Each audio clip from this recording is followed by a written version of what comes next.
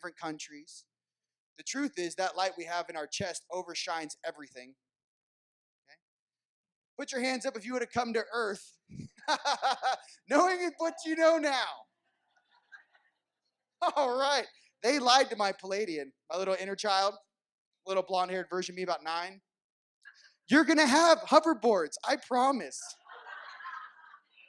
You're going to get to surf and scuba dive all the time, I promise you. And then we go to public school and we're like, what is this? Not to mention ADD, please. Do you know what? Let's explain what ADD is, first of all. I'm processing multi-dimensions simultaneously, and I'm a small child. Do you think I can sit there and stare at one teacher on a chalkboard going, today, the lesson is this? Not to mention, kids are plugged in. So if they're teaching you history, your higher selves are whispering in your ear, no, that's all bullshit. That's all made up. That's not. Should I remember this? I was in college, like, I was like, Tesla invented the radio. Wasn't Marconi. He's like, dude, just get an A on the test. Don't argue with the guy with the textbook. But a lot of this stuff that's behind the scenes, I want you to understand that it's for us to discern. Okay? It's for us to understand truly the most important thing is discerning, not just for yourself. Every time you evolve, every time you accelerate, every time you open your mind, you affect every single person around you, every single family member around you, every single person you come in contact with. Okay? So that's the most important thing. Without further ado, put your hands together and welcome to Sedona Cosmic Awakening 2019. All right. We got this. I'm going to introduce one of my favorite sisters, Isabella Green. She's going to walk you guys through an amazing meditation. She is actually the one responsible for opening my heart. 5 years ago? Is Isa? It's about 5 years ago. He's counting. About 5 years ago. Who's counting the time? I wouldn't be who I am today. And if it wasn't for her heart activation of me removing all that armor after I cleaned up all that stuff around the planet, if it wasn't for her, I would never be the person I am today. So please put your hands together for Miss Isabella Green.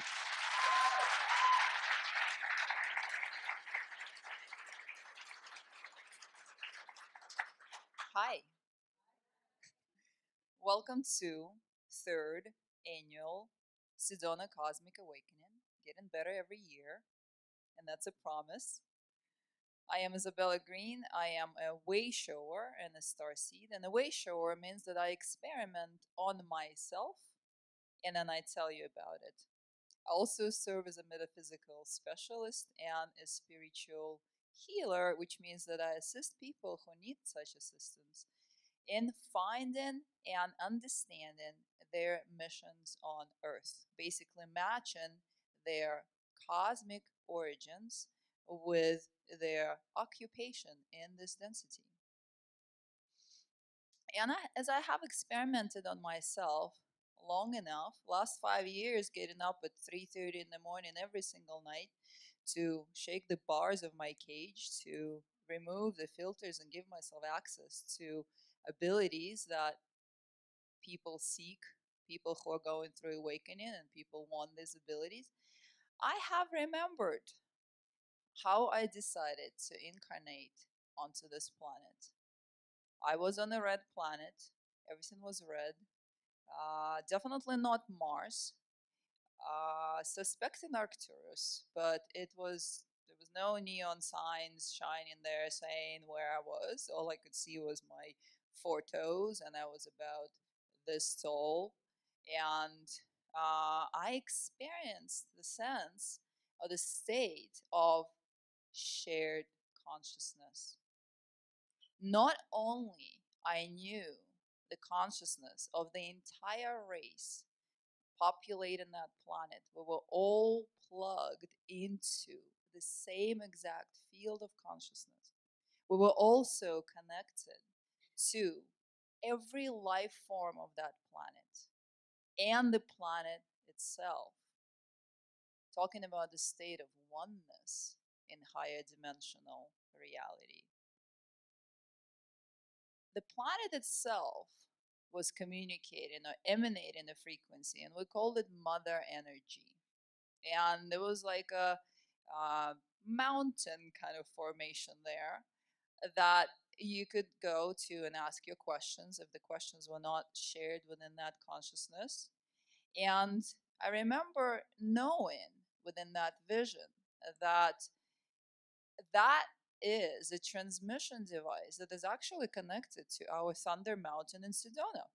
That was an interesting discovery for me in that vision. I was not asking that question, it just came right in.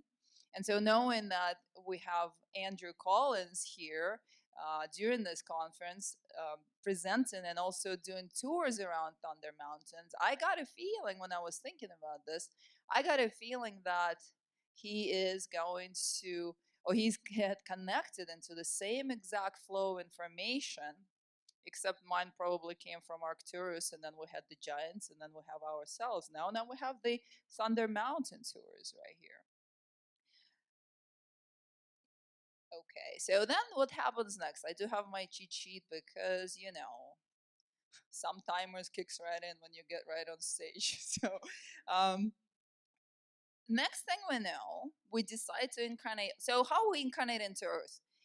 They think that Pleiadians said that we had a call come out into the galaxy saying that Earth needs assistance during this time, and then a few races answered that call. It is true. I remember feeling that call. I remember that frequency, that vibration throughout the shared consciousness of the red planet.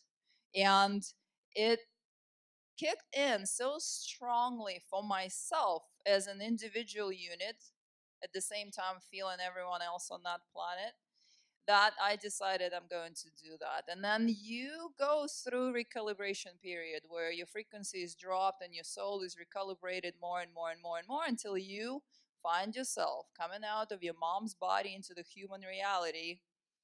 And the feeling is, oh my God, where did everyone go?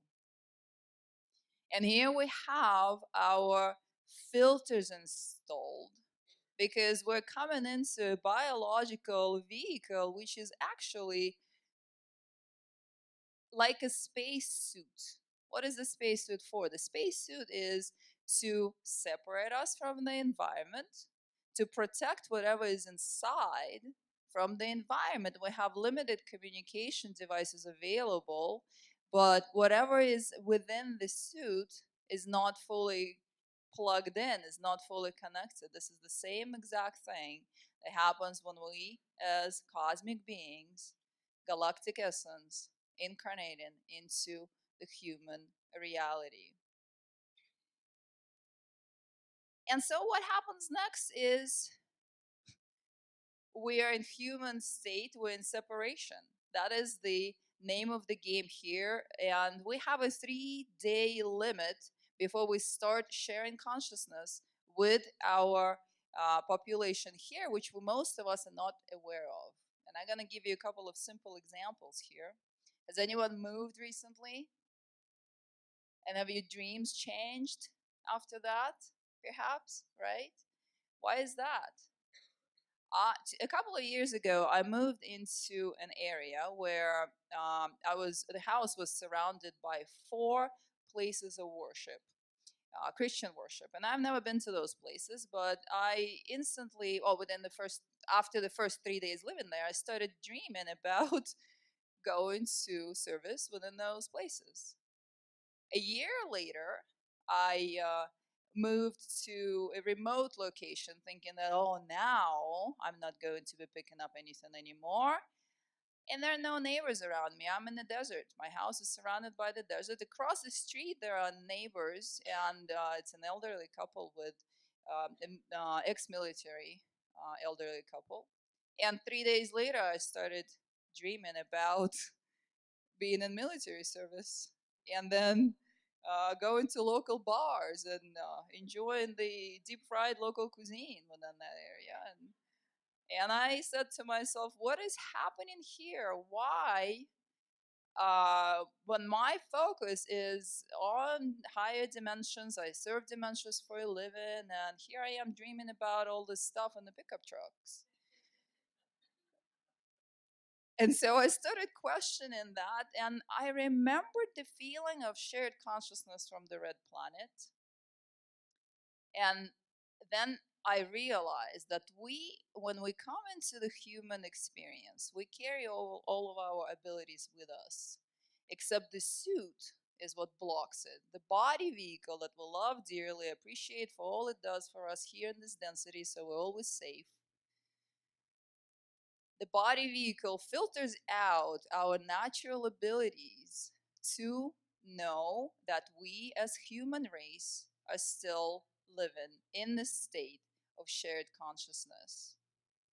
Example, how many of us are empathic, or how many empaths you know, right? And how many did you know 10 years ago? Say maybe 5 to 10. And how come now there'll be like 3 to 400 all around us? Are they just popping up? Or how come those are the same exact people that were not feeling before and now they are? You walk into the same room and you feel everyone in the room. Why is that? Is that the special abilities, or is that we have evolved past our filters and now we're able to experience what really is going on here on this planet? And if we really, here's the little glimpse for you from the new human reality. We talked about new human last year. Oh, new human, new earth. Yeah, this year it's all old news. Yeah, new human, whatever, right? But the state of the new human is that awareness that we're living in the shared consciousness. Wouldn't that fix a couple of problems on this planet if we knew or instantly felt what the consequences of our actions do to others right away? Or those people that we call tree huggers, the ones who could feel nature, feel the trees and birds and animals all around us, which means they're connected to the planet deeply and they have evolved past those filters, but would not fix a few problems, few environmental conditions here in this density, right? So we're talking about horizontal shared consciousness in this dimension. Well, more or less 3 4D in this dimension. Horizontally, some of us are tapped in, some of us are not. It's happening regardless, and we are going to know it more and more and more, and there's no way we can hide under a pyramid or anywhere, because we're all feeding that field. We're all feeding into that consciousness. That brings us to responsibility. What are we carrying? What are we emanating? What do we do with that? I don't want to be dreaming about my neighbor's military service. What do I do? Well, you become aware of that and you just let it flow right through you and out.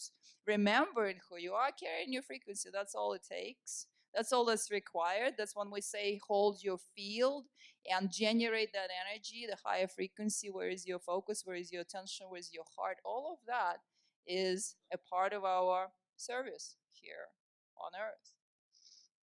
And let's take a look at the vertical shared consciousness. What is that? Ariane was just talking about that. Connecting vertically with the higher selves, with galactic teams, with the councils that we sit on outside of this density, with all of this soup smoothie of energy that we are, and it is connected to us, but we don't know it. They're watching us, but we don't know it. Well, let's take a good example here. You know, those experiments that Dr. Greer does in the desert. They're called CE5. When he brings 10 or 5 people into the desert, and all they do is just meditate for 5 days, and the ETs show up. How is that possible? You think ETs are going, flying around looking for the speck of those tiny 5, 10 people sitting in the middle of nowhere? Let's find that now on Earth and show up. Or you think they got Facebook? Those people are in the desert. Let's go show up. No. The connection here that extends beyond this dimension and connects us into the higher realms is through the heart. Telepathic communication between loved ones extends from Earth all the way into space. This has been proven scientifically. There have been experiments where people created this kind of environment and checked if telepathic communication was received on space station between the people who are connected through the heart, connected through the love center. What is love?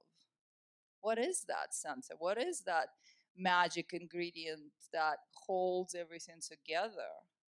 The highest frequency available to Earth, the frequency that creates and sustains worlds, holds everything together. When we tap into that space, when our heart channels are clear and open, undamaged or healed, then our access to our own awareness and our signal is way stronger than anyone else's all around us.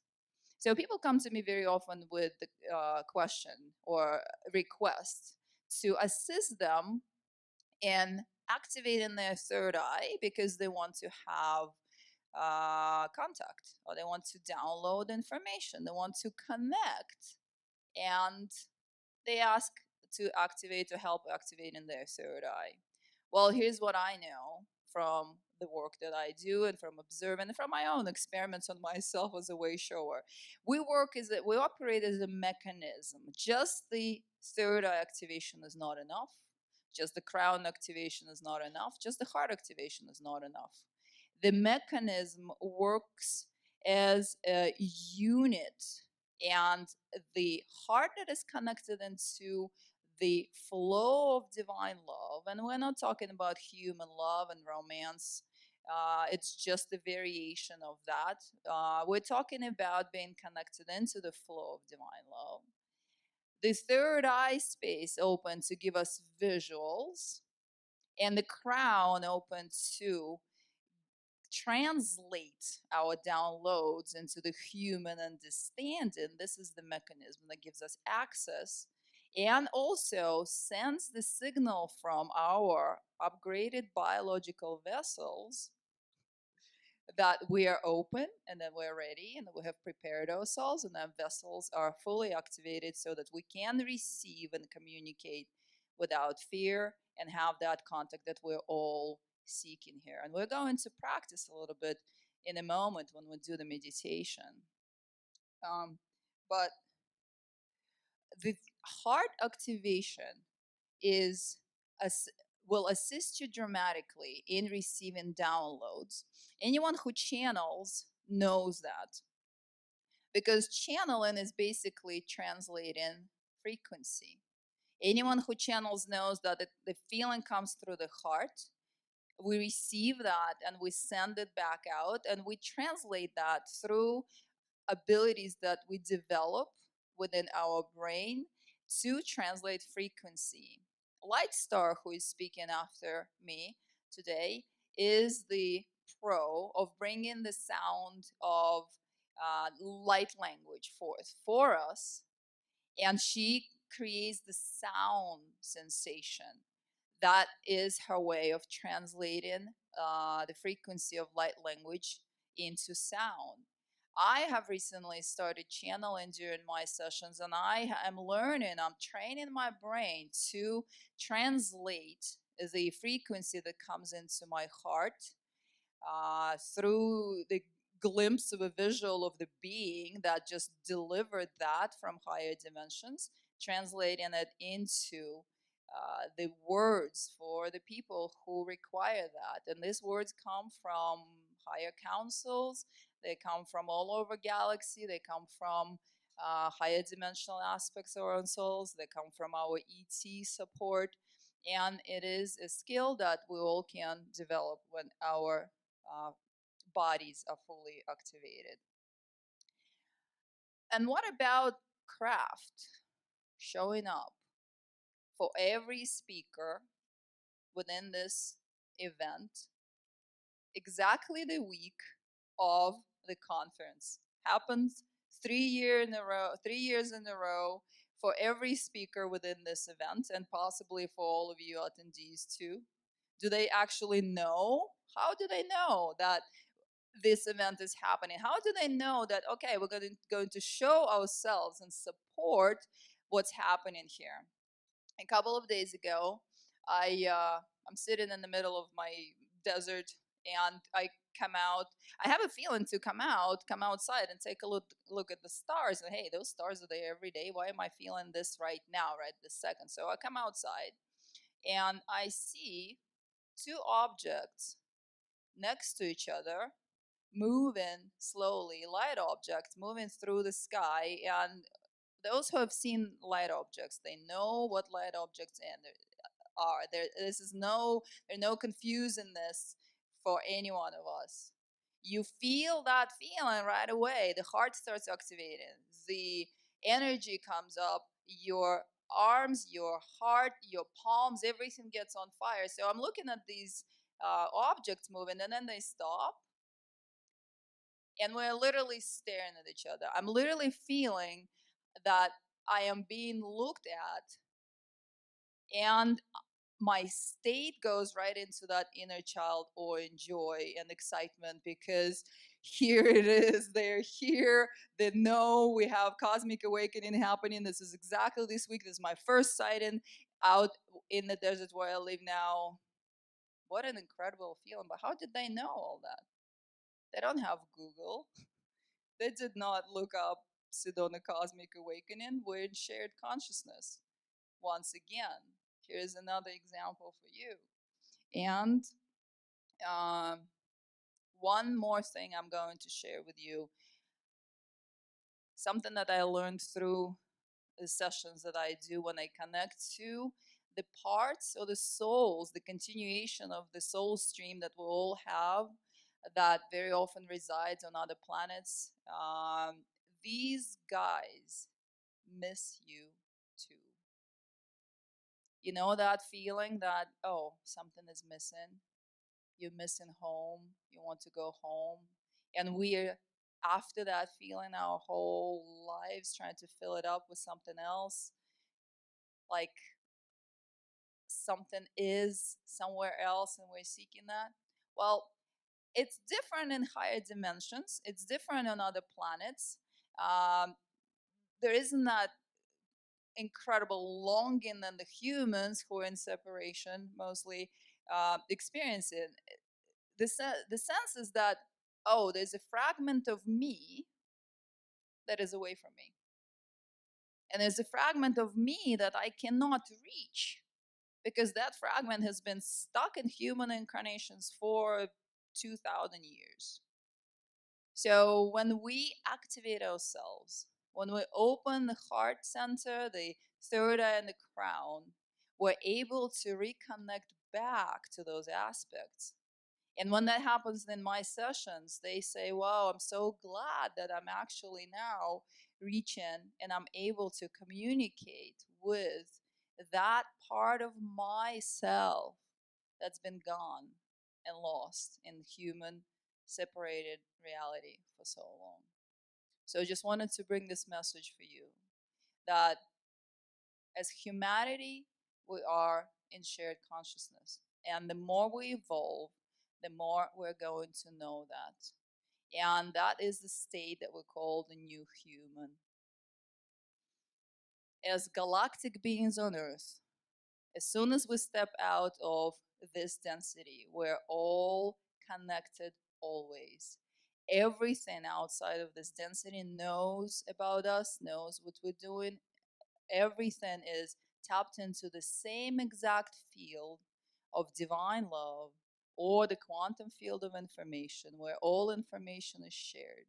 And we, as these beings incarnated here on Earth, we have a responsibility to maintain and expand our own light quotient here in this density to assist the rest of the galaxy.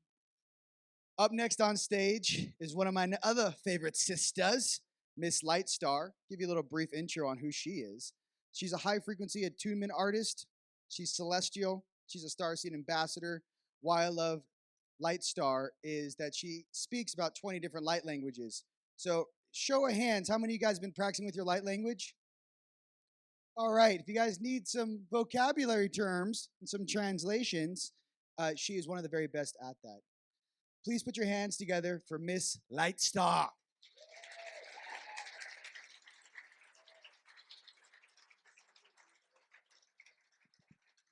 Thank you. I guess I'm trapped in here. I'll come this way. Okay. So, how are you guys doing? Great. So good to see you guys. I know we have a little presentation, but it's basically going to just run in the background up on screen, perhaps. But it's going to be a presentation of basically some of my art, which, if some of you guys know, my artwork is very activating. So it's actually, I combine a lot of the different realms and dimensions and beings, and start from the star beings to the angelics to the elementals, and I combine them with codes. And so a lot of them is activating. So it's just going to run up on screen. But today, what I'm actually going to talk about is, thank you. I might need to put this back on there at a later date.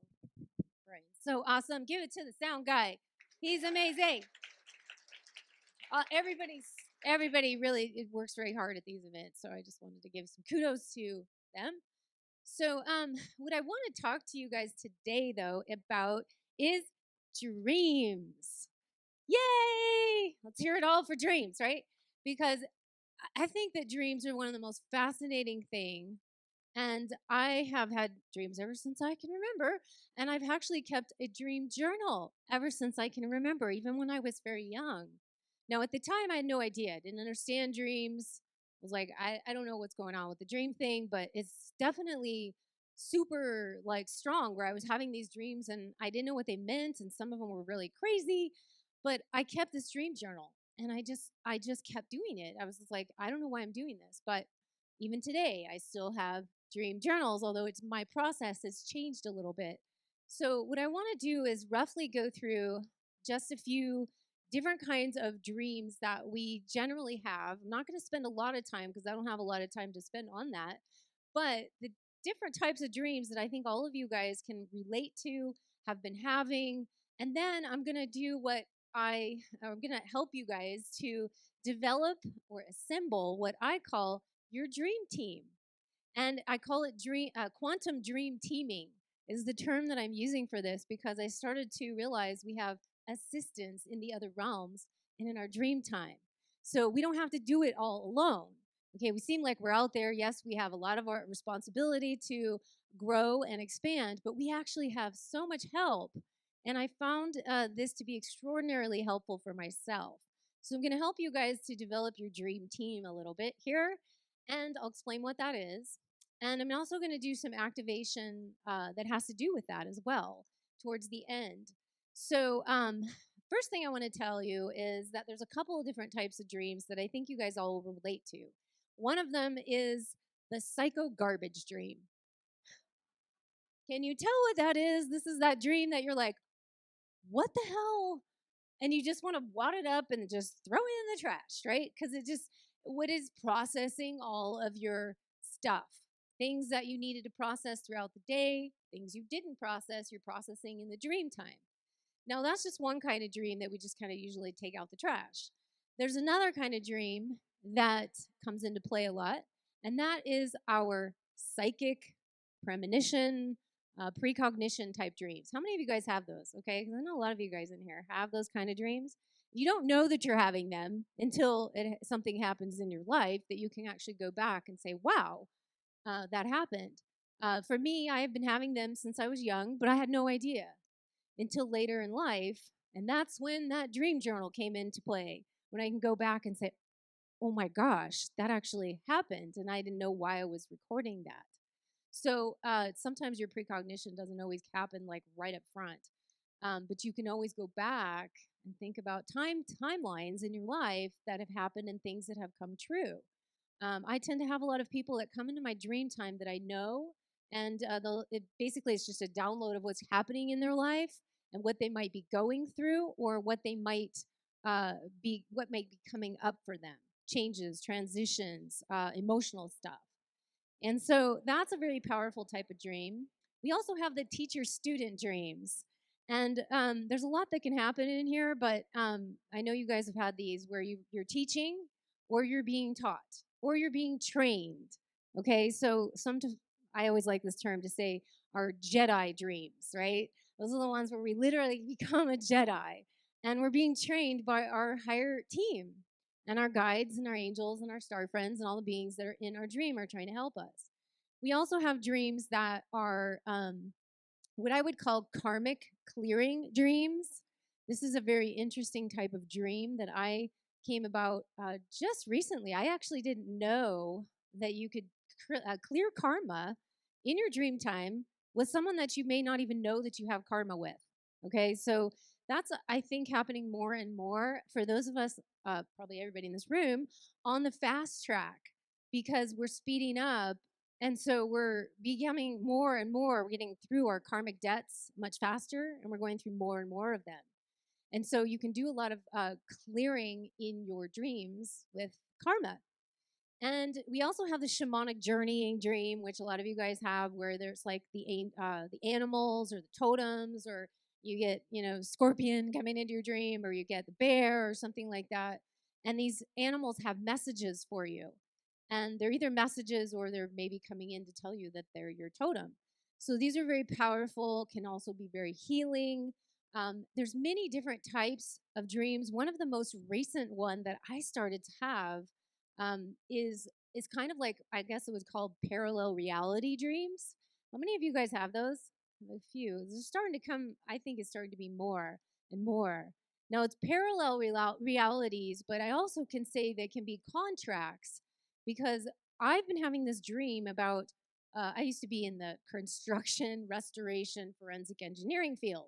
Believe it or not, um, totally 180 degrees from this, but in that time frame, I was working for this company, and I was also in the restoration company, working many years for one particular, so like a partnership there. And I continually, to this day, have dreams about working there in my dream life. So I think that a lot of us that may have made contracts, that we continue those contracts even in our dream time, even if we're not doing it in this particular reality, because we may still have contracts with them. And so it's kind of interesting because I have repetitive dreams about working for them again in different scenarios and different situations. And it's very fascinating to me. So this is kind of a new one. I think a lot of people are either parallel lives um, that you have, or also the contract dreams that are here, and you're working in the past, in our, this past, and then in our present. So there's so many different types of dreams, but that's just the overview of some of the ones that I've been seeing that are coming up most. The biggest one I would say is our soul missions, because I think the soul missions dreams, everyone in this room pretty much is on path, or I would say getting on path if you're not on path, but you're having soul mission dreams because you're doing this in the other realms. So you are having dreams about helping humanity here. You're having dreams about being on other planets, other universes, being up on ship. Hello, okay? All of you guys are up on a ship. I just swear, you are. At one point or another, you're having these kind of dreams. And so the soul mission dreams are really stepping up a notch. How many of you guys have noticed that dream time is becoming so much more active right now? It's crazy. Okay, we are being stepped up. And to be honest, having dreams is like having a second job. And it's basically having sometimes a third job or a fourth job. For some of you guys that sign up for this, we don't stop. We have this day job or whatnot, and then we have night job. So it's like we really never stop working. Um, so with all of this, don't you think that in dream time that we could use a little bit of help, right? So we're doing all this stuff ourselves. This is where the dream team comes into play. Now, I have call it the dream team or dream teaming because I started to develop a relationship with some other beings that I enlisted to assist me directly in my dream time. Okay? So I want to give you a couple of suggestions, examples. Now, your dream, anyone can do this. That's why I said, and this is what I implore you guys to bring in your own dream team to help you in your dream life. So, for example, if you're going to start a company, let's just say you're going to start a company, you're going to pretty much have, or you're going to want to have some other departments to help you. So you might have your accounting department, you might have your marketing team, you might have your sales team. You have these different teams to help you. So why not do the same thing with your dream life? And this is your dream team. So the first thing that you want to do, basically, if you're going to be going into your dream world, because it's crazy out there and you don't know what you're going to encounter. So what are you going to do? The first thing you're going to enlist or bring along your team is a guide. And this is no different than if you were to go to the Himalayan mountains and you're going to go on this beautiful trek, but you basically have no idea where you are. You've never been there before. You have no clue, right? You could certainly go and I'm going to just go it alone and see what happens. Well, you could fall off a cliff, you could hurt yourself, all these things could happen. So the same thing with having a guide. Okay, so for instance, I have a shamanic guide that comes into my dream time. Before I have a name, I named all the team members, and this guide comes in to assist to take me where I need to go, and they know the terrain. So there may be times where I say to my guide, I'd like to get some rejuvenation. I'd like to go to the rejuvenation station, right? Or maybe you want to go up on the Arcturian ships and lay in their healing chambers or whatever it is, because you're feeling tired or feeling drained. You can have your guide take you there. You can have your guide take you on a journey in many different ways. So these are the first. This is what I would recommend is the first step to bring is a guide, but you could bring on any other team member. So that's one team member that can help you with the terrain and helping you like the Himalayan mountain trek so that you don't fall off the cliff, so that you know where you're going. Stay away from here. How many of you guys been on the astral plane? It's a pretty gnarly place out there, okay? There's a lot of great things, but there's a lot of crazy stuff, and you want to know where to stay away from and where to go. So that's your dream team number one. Now, the second one is really powerful for those of you who do not remember your dreams. Okay, if you have trouble remembering your dreams, who do you think is best going to be enlisted to assist you? And that's what I call a record keeper. So just like a crystal that you can actually, and that's actually a good idea, is to have a record keeper crystal along with your journaling and your writing your dreams down and your recording your dreams, which I tend to find is very much more helpful to record than to write down. Because I'm sorry, but who wants to get up at 2:00 in the morning and turn on the lights and write down your dream? It's kind of not so easy to do that, and it's harder to get back to sleep. So the recording is much more effective. You sound a little crazy in the morning when you listen to it back, but it's really helpful to get that way, get it recorded. So you have your record keeper. And I have a really interesting record keeper, which basically is like a crystalline being. So there's different types of beings, right? And one crystalline being would be the perfect solution to have your record keeper help you to remember some of your dreams. Now, they're not going to do everything for you, but they can help to retain some of the information that gets lost. And I also have a suggestion for you guys. If you're trying to remember your dreams, and you know how you're laying there and you're it's this morning time, but the moment you open your eyes, the dream's gone and you can't remember it. Well, one thing that really helped me is that instead of me laying there trying to go all the way back to the beginning of the dream, I actually went to, it's like working backwards. So I remember, it's like you go backwards with the last thing you remember and then go backwards and then go backwards. And you just put your attention on that. And slowly it starts to kind of come back into your reality. So it's a very helpful tip, because if you try to go back to the beginning, you usually wipe it all out and it's gone. So anyway, the record keeper. So that is a very, very crucial part of your dream team. Now, there is so many more, okay? But one of them that I think is important is to have your, I guess you could call it your badass dream team member, okay? That's going to be the one that is the badass of the team. So it's going to be the one that really goes to battle for you on some of the crazy stuff, Now you can choose whomever you like. I mean, maybe you like Bruce Lee. Okay, he's a badass, right? So you could choose Bruce Lee, or you could bring in Doctor Strange, right, with all the shields and different ways of getting out of things and all these different ways that can help you, and also they can train you. So they can train you to actually do this, and that's why it's no different than when you're enlisting your assistance from your accounting team and your design team, your graphic design and your sales team. Well, you may not do all of that yourself, but by having the team members, you actually learn so much more, and some of it you will end up doing yourself because your team is empowering you. And so it's the same concept here. So you have your dream. So you have your dream badass team member. And by the way, how many of you guys like dragons? Did you know you could enlist dragons to help you in your dream time? I mean, what better? They're dimensional, interdimensional, and these dragons have very strong and powerful different gifts that they can bring along to your dream team member. So you can enlist dragons or unicorns. How many of you guys like unicorns? This is a unicorn lover. Okay, you can have a badass unicorn. Yeah, they don't have to be all just perfect and like, but they can be badass unicorns. So you can, I mean, griffins, that's another one. Okay, all these different magical creatures. Okay, you can have fairies from the elemental realms or angels. We can't forget the angels. Enlisting your angels to help you.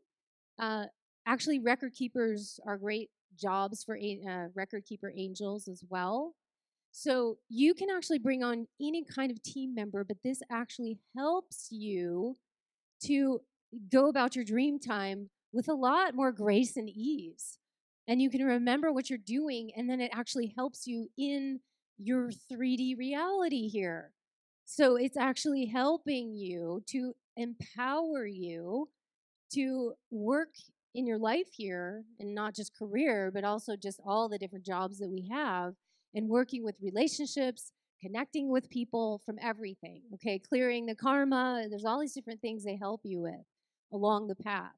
So, another one that I would also recommend and that is helpful is the healing dreams. I didn't mention having healing dreams, but having a master healer on your team, because these are, now you're going to be the one doing all of this. You're the one that's actually, moving into your ascension path, and you're the one going through this, but your team members are there to support you. And so you can have healing team members that will come in and actually do healing on you. Okay, has anybody had healing in their dream time from masters, beings of light, angels, these types of beings where you wake up and you go, something just happened. I feel different. I feel clear. Or maybe it's emotional. So you had something that happened and you wake up and it's just like, I feel so much better. Okay, so all sorts of types of healing can happen in the dream time, and that's really, really powerful. So I want to include you guys in this conversation because I want to see how creative somebody else can be. So who else has a suggestion about who could be on your dream team? Anybody have a suggestion of somebody else they would like to bring into their dream team? Anybody? Anybody? Bigfoot. Awesome. Who wants to have the Sasquatch? Okay. Thoth. Thoth, however you say that. Yes. Very powerful. Anybody else? It's awesome. Yeah, he's a perfect record keeper, right? Because he already does that anyway. And that's a good point. Bring up these dream team members that already have the mastery, the skill sets that you would like to have, that maybe you're feeling a little lacking in confidence of having. So bringing them on to help teach you as well as being in your dream team. Anybody else? A comedian. Keep it light, right? That's awesome. Thank you, because sometimes it gets pretty stressful in the other dimensions and the other realities where we're like, "Oh my god, this is crazy." So we need to keep a comedian in the realm here. And to be honest, everybody is different with what they're wanting to bring in. And one thing I want to do, which I'm going to do for you guys, help you with this, is to help activate this, to bring in one of your team members. Okay, so we're going to actually do that. I know this is daytime, daydreaming, okay? Anyone heard of daydreaming? So it's the same kind of thing, but we're going to bring it in during the daytime, even though this is for your nighttime, but it can also help you in the daytime, okay? So how I want to do this is I have an image that I don't know if it was running or it probably didn't run, so that's fine. But there's an image of mine that is called Galactic Dream Star. And the Galactic Dream Star is an image I created specifically to help with dream time. And it is a really powerful dream enhancement, I'd say, or dream time enhancement tool because it helps to enhance your dreams, it helps to remember, and it connects with your team or your galactic team. And these kinds of processes that you go through to use these tools where it's a visual activation. I actually been using this myself for the past like 6 months, and I put it right by my nightstand. And boy, has it increased and enhanced my own dream time. So I know it works because I always test things out myself. But one of my images that will come up later, you might not see it, but it's called the Galactic Dream Star. And it looks like, I'm going to give you a visual because you're going to actually have this visual the whole time. So the visual is going to be a 7-pointed star, which is the same star that I use in my Pleiades star angel image. And it does connect with the Pleiades and the Pleiadian energies, not only to that for this particular dream star, but it is a 7-pointed star. So you visualize a 7-pointed star, and then inside of that 7-pointed star is another 7-pointed star. So it's kind of doubled. And then we have a lots of sacred geometry around the 7-pointed star. So lots of sacred geometry. And then coming down from the sides is like a dream catcher. So if you picture a dream catcher like over the middle and hanging down with like the feathers of a dream catcher, except the feathers are like crystal. So this whole thing is like a crystalline energy. So that's what you're going to be visualizing. Okay, while I'm going to do my light language activation with this, but while I'm giving you a visual for those of you who are visual, for those of you who are not visual, now you know what to feel because you're going to be tuning into your more feeling senses. So you're going to be tuning into the feeling of a 7-pointed star. You're tuning into that crystalline energy. And inside of that, we're going to place what each one of you would like to activate, bring in one of your dream team members. Now, this could be different for everybody. So, some of you, again, when I talked about maybe some of you really want to remember your dreams, and that's like really important to you. So, the first thing you're going to want to do is bring in your dream recorder, your dream keeper. And so, when you bring that in, you're just going to put it into the middle of the star, okay? And then the energy of the activation is going to activate a connection or a connection to that. Okay. Some of you might want to have something else. Maybe you want the badass. You're like, I just, God, these nightmares or this crazy dream, and I just really need to get a badass in there. So you call upon your badass dream member. Some of you, again, want dragons or whatnot. So you're going to put that into your dream star, your galactic dream star. And then we're going to activate this, okay? So, when I speak light language, a lot of you guys have heard this already. I have the old YouTube channel full of all the different types of light languages that I do. I'm speaking over about 20 of them at the moment. But I'm going to do something a little different where I'm getting that I'm going to do a combination of different languages, and they're going to roll one right into the other. So usually when I'm up here, I might do, okay, this one is Pleiadians, and this one's Arcturian, or this one. But this time, I'm getting that they're just going to roll one right into the other. And while this is happening, you're focusing upon that intention of what you want, who you want to bring in through your dream team.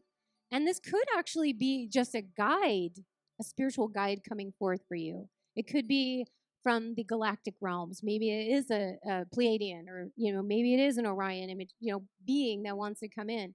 And you know that we're only putting the highest vibrations and highest frequencies of love, light, the creator, and truth into this. So don't worry about any of the negative stuff coming in, because you've already put that, we're putting that out there. You are in charge of your own energy field, right? So you put that intention up there.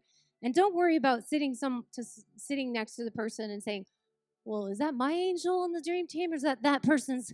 Because we're all in the same room, right?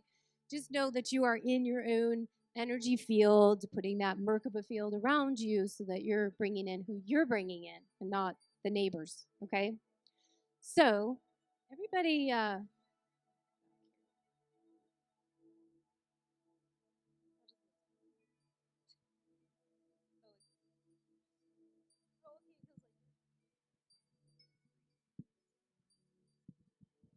the microphone is retarded.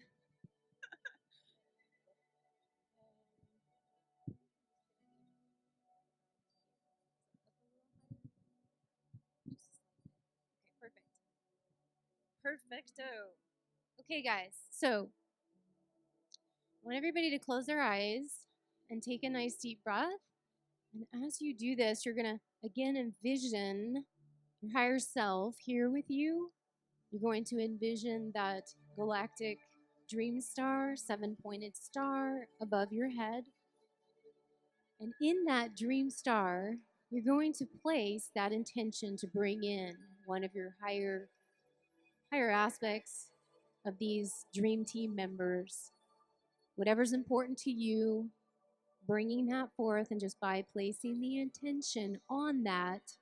And as I speak these languages, you're going to be integrating, activating, experiencing, not with the mind, but with the heart and the energy centers of the soul.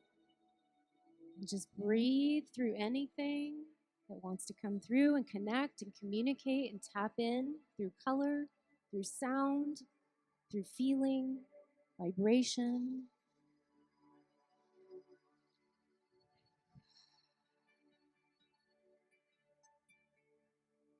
Miala kalai, sola kalmai, vera sotai kamala, walasia kalahiosh, waso maleala, dala gulashi, soti la kalmalash, suya samalalatila, ula kalaya. Hala somai via tala alme sol ore varasia nasuaya meo turia kalam mas marioso uratala kile ia la shia la shohula kalamsaya malotia varasan Yarasınakaş, narakaş, şamarkiyaş, omarkaraş, omarkariş, suberkiş ikurat arakalaşan, marasukiyar, karashikitakamandayaratan, Wadi aswung kaishi utupiaran te upsa, mishia, mukari antarakaramushki, matsukuriash pontakriasku, marakarishkatako unakafriant karash, warakarushkiti antkruat kariash, urkiti utukriantkriashkuti atkrianda. Warakushikitiki antakriasku undi, Margushketiko Tabriashkotak Antar, Omneshkotak Antar, Gomreshkotak Antar, Omneshkotak Inda, Warashia, Okor Tarabdiashkotak Ante, Ministu Triara Antaria Hushia, Warashi Tuskaranti, Shaw, Somtashi, Washa Go, Tireke Shanati Atuma Karashon, Misuara Shishia Tarumuki Kagumatishia, Matia Tarasan, Marashi Otoromnayaka. Harusun tere ishum akal makashi ishu untarito ho sonte ishi ukaye kio shana yitso husi tio kashian takara masak hario shu sio umashi wari antarium ke wasiora mati shiti kumia taramtse unterete wasain shi ansi ishu ukaya sumna ishi utaramias wai tio kuyan laisu Wantuya, Hania Sutapashia Takamasa, Ati Dura Asum the Oshi, Wai Kyoku, Hantu Shiwanato,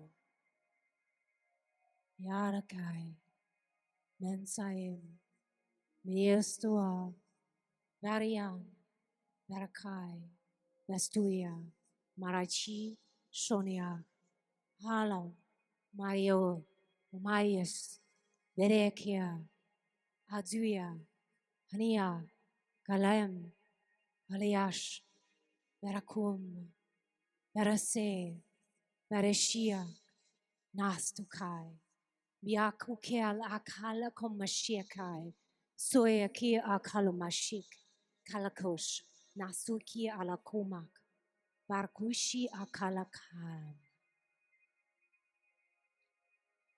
Everybody take a nice deep breath in, allowing all those communications, integrations, colors, connections with this being that is now integrated into your field. Taking a moment and allow this energy being to possibly to just scan you and connect with your energy so they can help you in your dream time or in your daydreaming in your life, coming forward with the highest frequencies of love to bring into your life. Let it soak in, let it come down from that 7-pointed star. All those energies, all that integration and connection, bringing it down, integrating it into your heart, opening your heart, and allowing that energy to flow through your body, and thanking this beautiful being your higher self has brought forth today, that your connections throughout the next few days and beyond to work with this team member before perhaps bringing in another team member. It's a good idea to work with the first one for a while. Get to know their energy, get to know how they work, and vice versa. So as you breathe in, once again, breathing all this energy with you, keeping all this energy, expanding your heart. And now, while we're here, opening it up for the rest of this conference, for all the information to come through in our lives, in our bodies, to integrate and assimilate in the best way for each one of you individually. And as you breathe and open your eyes, coming back to the room into fully present time. Thank you guys for this connection, and hopefully you made some good connections with your dream team member, and you can share them. I'll be here for the next few days, obviously, wandering around. I do have I don't have a table here, but if you'd like to come up and share, I also have my Magical Dimensions cards. I have them in my car. I have a few decks here, so I do have a small amount of those. But if you'd like to come up and just share, I'd love to hear what your experiences were. And I want to thank you guys so much. I'm blessed to have you guys here and to be honored to be sharing this with you. I hope you enjoyed it, and I hope you enjoy the rest of this entire conference. I love you guys. Without further ado, ladies and gentlemen, I give you Stands with Bear.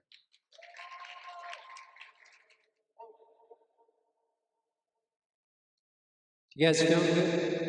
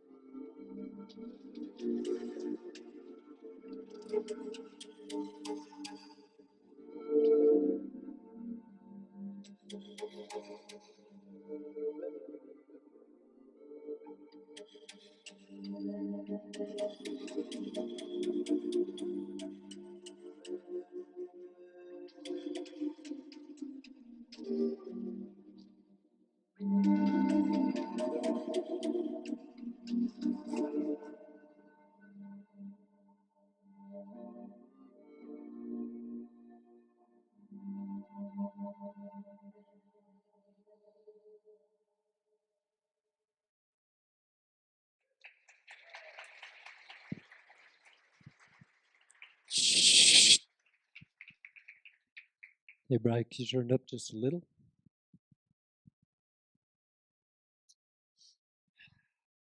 How you guys doing? No, for real. How you guys doing? Okay. Anybody that's been here before, you know I roam. I have to roam. I can't stand in one place. Indigo. That's our excuse. Every indigo has that. You know, we can get away with it. They're like, oh, crap, that's right. They're indigo. Never mind. Okay, go ahead. Do what you want, right? So I've been doing this for the past, this will be the 3rd year now, and I'm going to do it again because it's kind of my modus operandi. How many people here have seen The Matrix? Woo, like everybody? I want you to scream as loud as you can at the top of your lungs.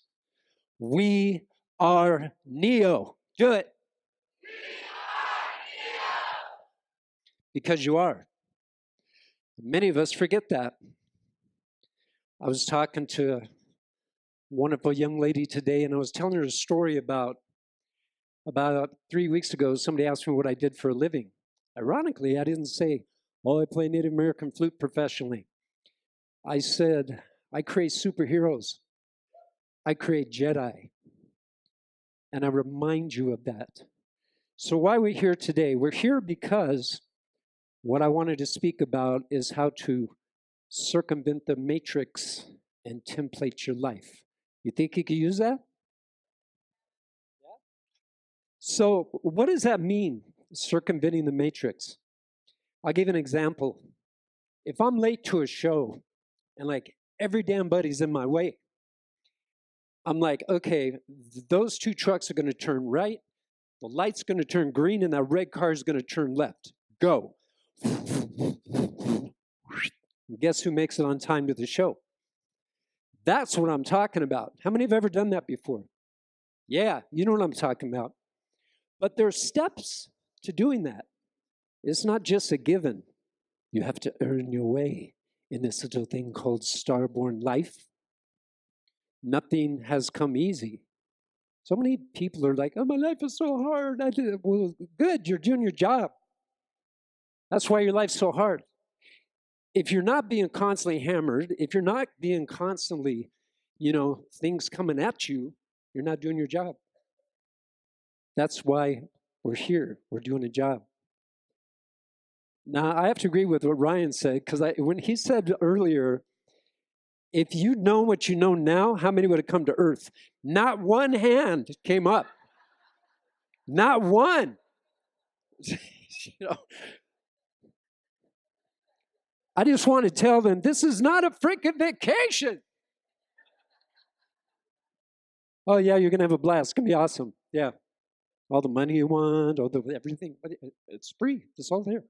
Just come on. It's gonna be a good time. Now I've said before, I've been here over 10,000 incarnations.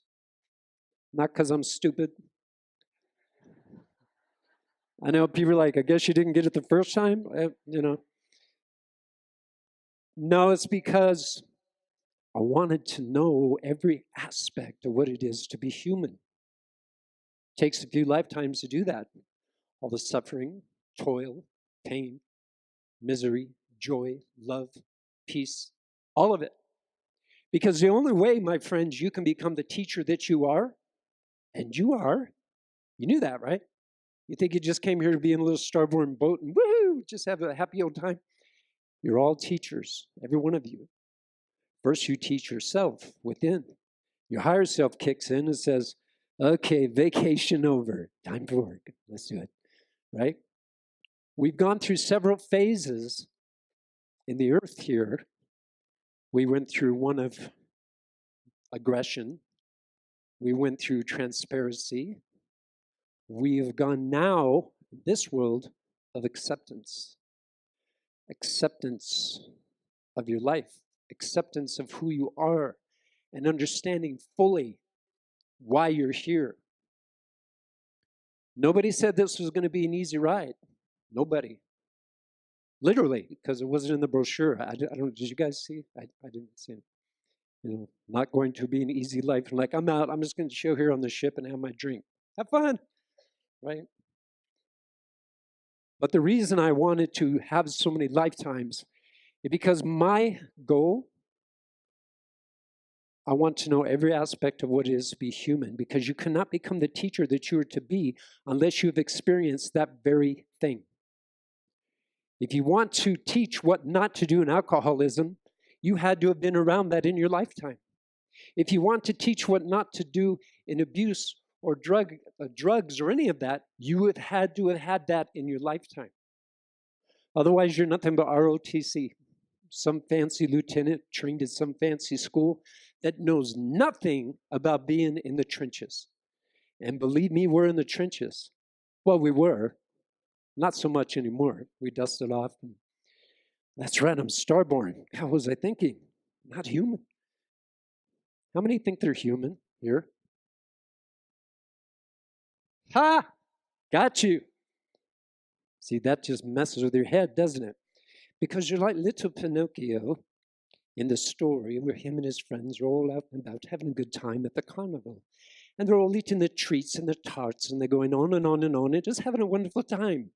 They think they've only been there perhaps a couple hours, when actually a whole year went by.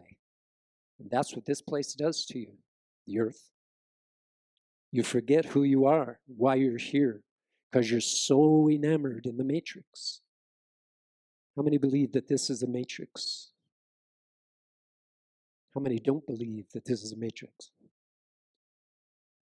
How many people think the guy up here is absolutely bonkers? But okay. Let me explain about the matrix. What's your life, or what you think is your life, you're so much more. Stepping out of the matrix is a simple, there's steps to that. You have to, one, surrender. Now, I know I got a lot of my warriors out there, many lives. Who are you? Y'all know who you are. When I say surrender, I don't mean on your knees like, okay, I give up. I mean surrender to the will of the Creator, prime Creator, and the Creator within you. That's first and foremost. Because you can't move forward until you take care of this here. The temple, you have to take care of this here first. How can you help others if you don't take care of that which is your home? That's the first key. Trust is another. You have to know that when you take the leap off that cliff, that you're going to be supported by the breath of God underneath your wings. Not many people can do that. Because again, this place, the earth, the illusion that we're in, it binds you, keeps you grounded when you already know how to fly. Did you know that? How many of you are like doing work in your astral, in your dream time? How many of you guys? If the rest of you aren't, homework.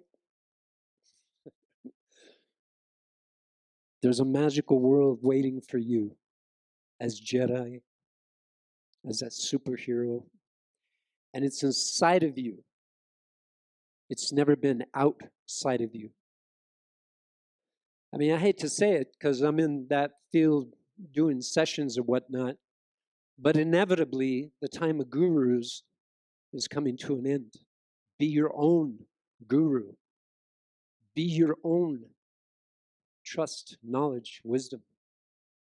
We're moving out of, well, first was knowledge, book knowledge based upon another's book knowledge, and so on and so on and so on, passed down through centuries. Book knowledge, but it's based upon others' summaries, ideas, queries of what they feel is the matter of the situation. Wisdom is experience, right? So the key to that with wisdom, we're going from knowledge to wisdom.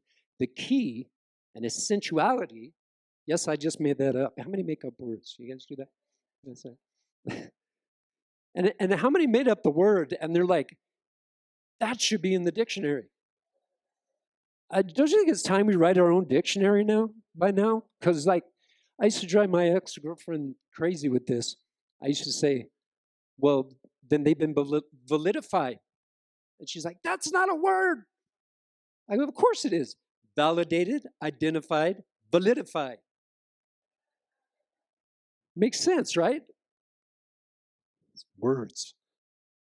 So the key to that and stepping out of the matrix is what we're coming into now. And that, my friends, is knowingness. Anybody know what that is? Knowingness is knowing without a shadow of a doubt. When you manifest what you're manifesting, it's going to happen. No doubt. It's kind of like what happens when you're at your family's farm or you're at a pond. You take a stone and you go, and it skips along the water, right? When you say, this is your manifestation, here's your stone, your manifestation. This is what I'm manifesting. You throw it in the pond. And it begins to create a wake. And you can feel it coming. It's your manifestation. Here it comes. Oh, I'm waiting for this. Thank you, God. I'm waiting for this. But then every single one of you do this. You take another stone and go, what if? Maybe. I don't know. I hope. Right? And each one of those stones create their own wake. And what does it do? Smashes right into your manifestation. And then just, they exit out of each other. And you're shaking your fist at the heavens going, why aren't you listening?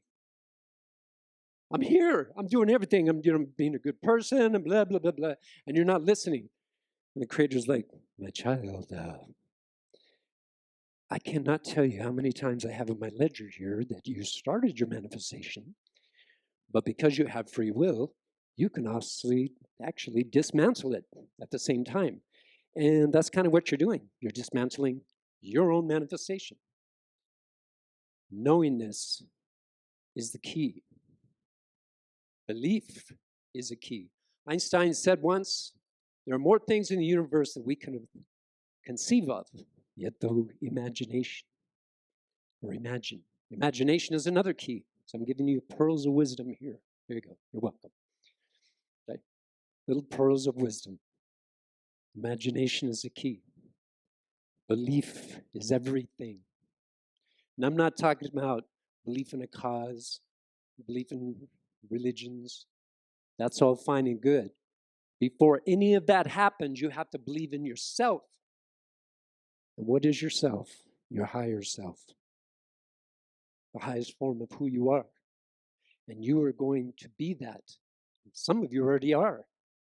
But we slip back into the matrix because we like our cool cars, fancy watches. Ooh, look at the bigger, better sports team. Lady Gaga, woohoo! That's not why we're here. That's not why we're here. Nelson Mandela said something, actually, Marianne Williamson wrote, it is not fear that, how's that go? It goes, it's been a long time since I said this, so forgive me. It is not fear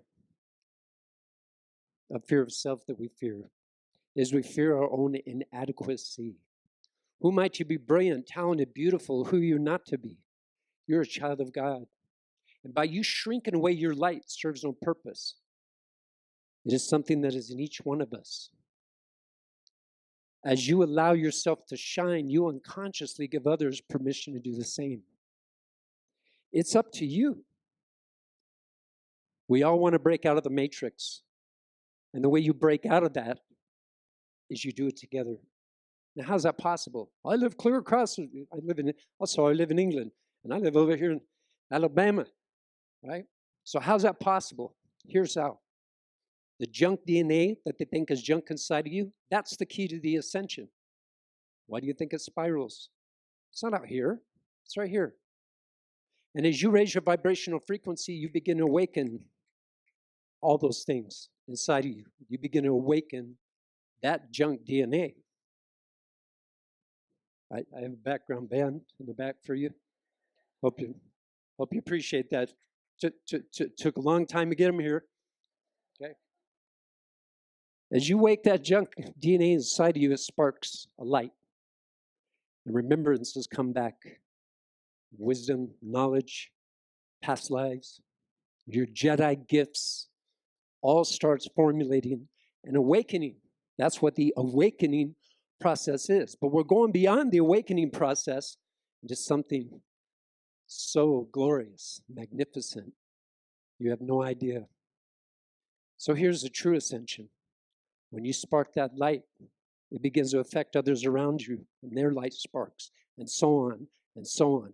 And when all the collectives are awakening, the earth automatically raises its vibrational frequency. But doesn't that sound more like reality? Right?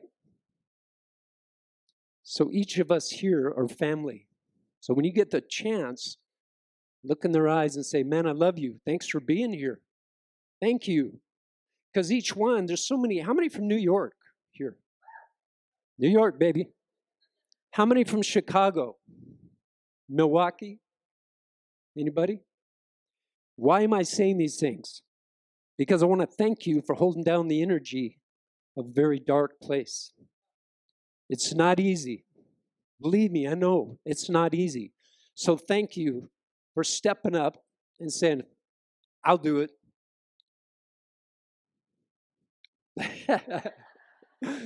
You see that?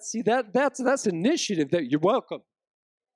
That was me. It's all me. All New York. It's me. I don't know what all these other yahoos are doing, but it's just me. You're welcome. Thank you very much. I'll be here all week. You know? So I just love all you, man. And I'm so proud. All these centuries, I've seen so many faces here that I've seen many lifetimes. And I'm really proud to see what's happening.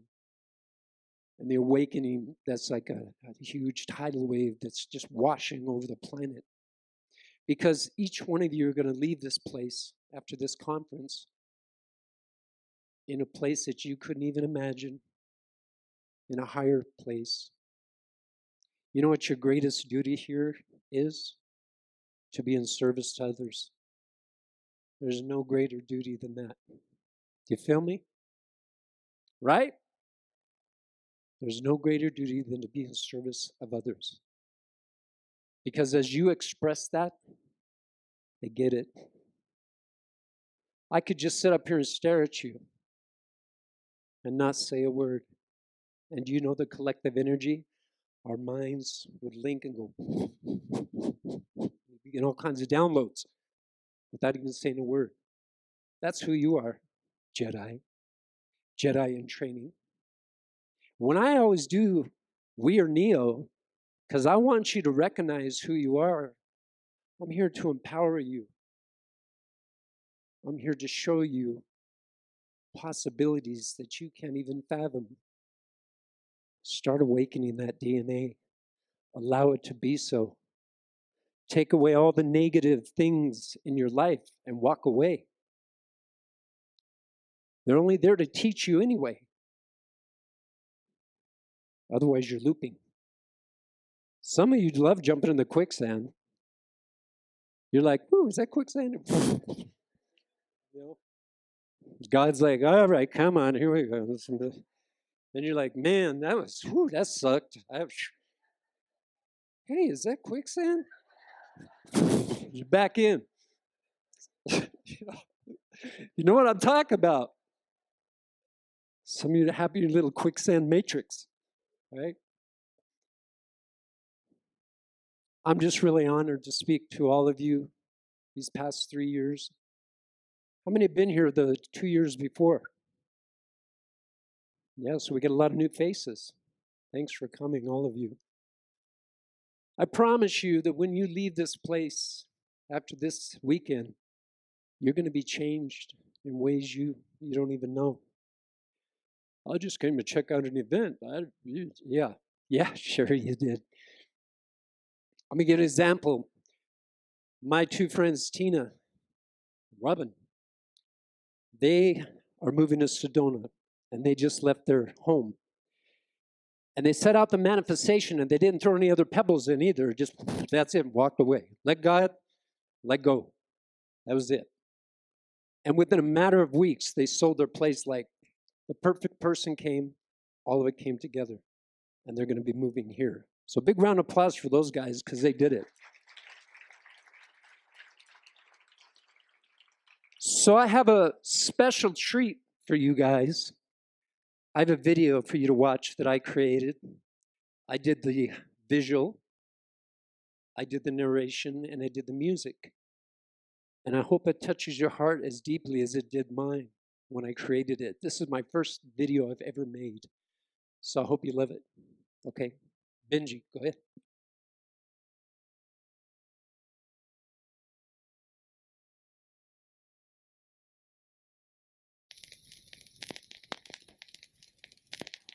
I know you're out there. You've been waiting a long time. Your life has been difficult to make sense of, but I promise you've never been alone. It's time to wake up now. I know it might be scary at first, but I promise you, the end result is worth it. Each atom is a complete hologram of the universe. Atoms make up all matter and are mostly empty space. But that empty space is a vacuum energy which consists of all the energy of the entire universe. We are made up of those same atoms. We are a hologram of the universe, calling out those that recognize themselves. What is this light that flickers within you, which threatens to burst forth as fully engaged fire? Unlearn all that doesn't serve you, and unbelieve the ideas that did not come from the highest source.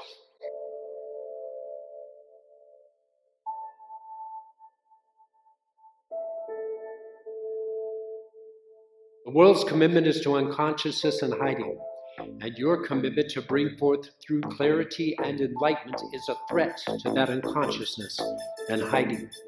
In other words, the transformational influence that you are is constantly interfacing with the stagnation, fear, and status quo of the unconsciousness in the earth plane.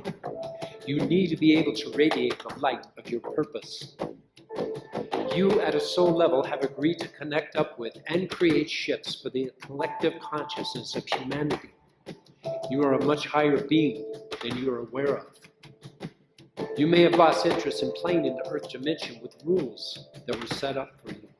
Okay, you're going in. This is the most important time of this planet's existence. They're evolving faster and more completely than any of us ever hoped. It's your job to go in and help humanity connect to the next level of consciousness. Don't forget, don't get lost in the drama and the suffering. Don't forget who you truly are. We love you no matter what. Okay? I won't forget. The best evidence of the state of humanity is seen in the frightened look that comes to the eyes of people in off-guard moments. A frantic world has tried to carry you away, and you have tactically, sometimes quietly, resisted the urge to follow. You are exactly where you have chosen to be, but you belong where your original nature longs to be. Your conditioned mind and overzealous ego identity have allowed immersion within the default consciousness and the experience of suffering there. You have opened yourself to life's betrayals, out of all alignments and stuckedness. Your ego self has blocked your way and tried to justify its existence. This has all shown up as depression, lack of clarity, anger, stress, anxiety. You've forgotten all your self-worth and lovableness is not tied to this dimension. Instead of just rearranging your problems, you chose to end them. Recognize and dismantle all your belief systems and allow all possibilities. Shift your perspective and paradigm. We all came into existence with nothing, and from this beginning have everything. We have been led to believe that we are small and weak. You look at the illusion and the fear and say to it, "You have owned me for the last time." There is proof in the existence of men and women through the ages that have accessed a higher state of consciousness. Call it saint, prophet, savior, guru. We are all the same source. If one can reach the peak, it's possible for all to reach it, and a higher one. Ask, is it possible that I am an entirely different person than I imagine myself to be? Ask yourself, what is my life like now? How would I like it to be? See the contrast in the two, and let the difference motivate you. Ask yourself whether you are satisfied with your present understanding. If you aren't, then change yourself.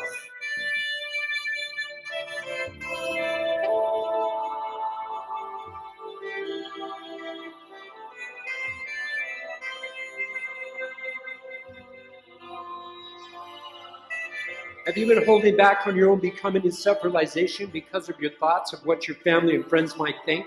Even if all your friends and relatives do not know how to live rightly, you can surely know. Replace the false self with the true self. We have been fooled long enough. Do not resist for a second leaving your own prison cell. What have you longed for in this world? What can you not offer?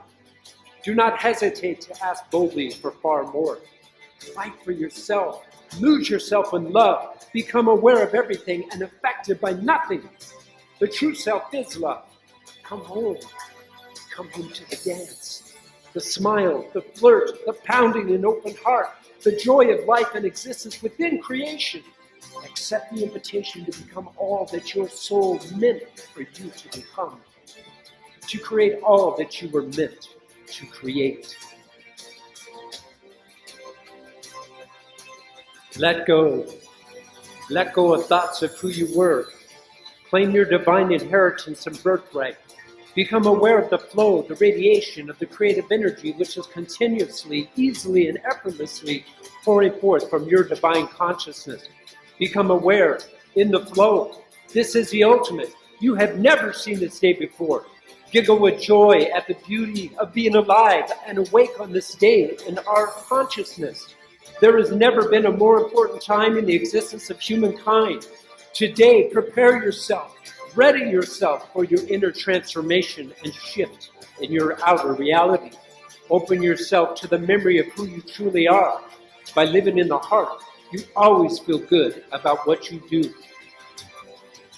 Become empowered to shift every area of your life. Change your perception. Change your life. What's inside will allow you whatever you need. You are already that. Live an inspired life.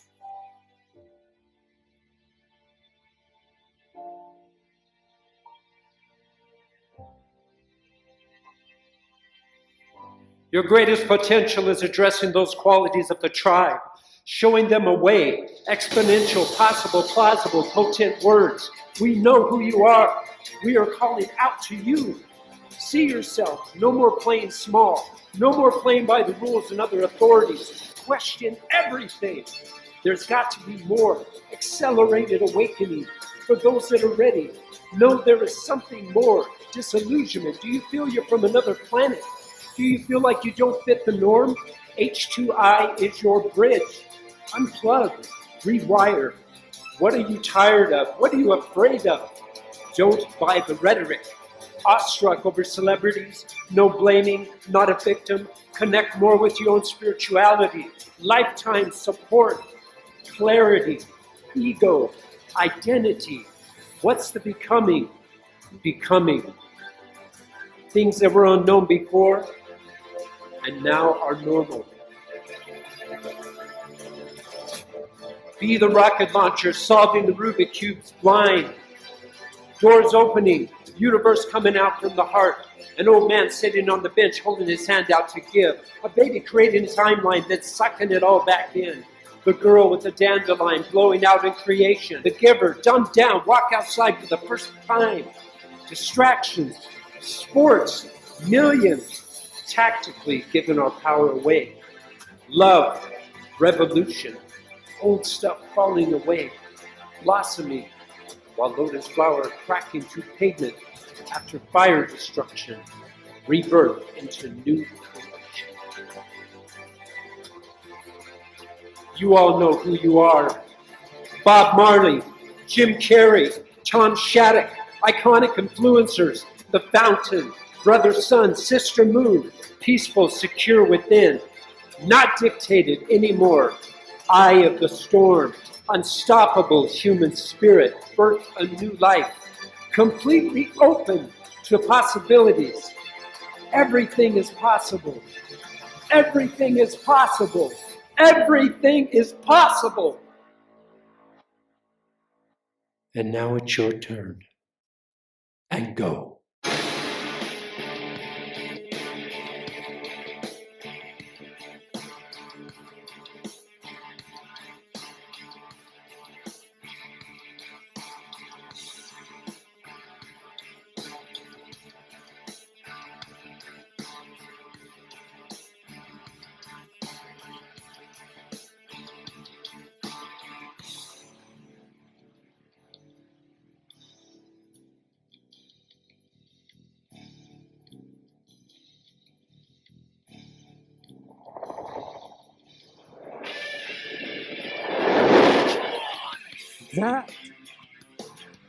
That, my friends, is who you are. I love all of you. Thank you so, so much. All right, without further ado, Miss Suzanne Ross. Thank you, Rion. It is always such an honor and privilege to come on this stage, mostly to stand here and look at your beautiful faces, each and every one of you. That's what I love most about speaking at events, is looking out into the audience and seeing each and every one of you. One of my friends said, everyone's been chosen, but few choose. And we all know that's the truth. And every one of you here has chosen. So give yourselves a big hand.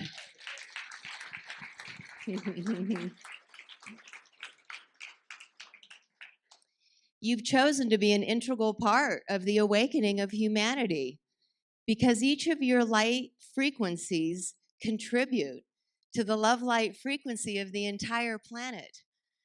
And by coming to this event, you've chosen unity consciousness. Gathering at events like this creates more unity and peace and harmony. And that's what it's all about. That's what we're all trying to create, a 5D reality where unity consciousness prevails. Who here wants to herald in a new age of unity consciousness?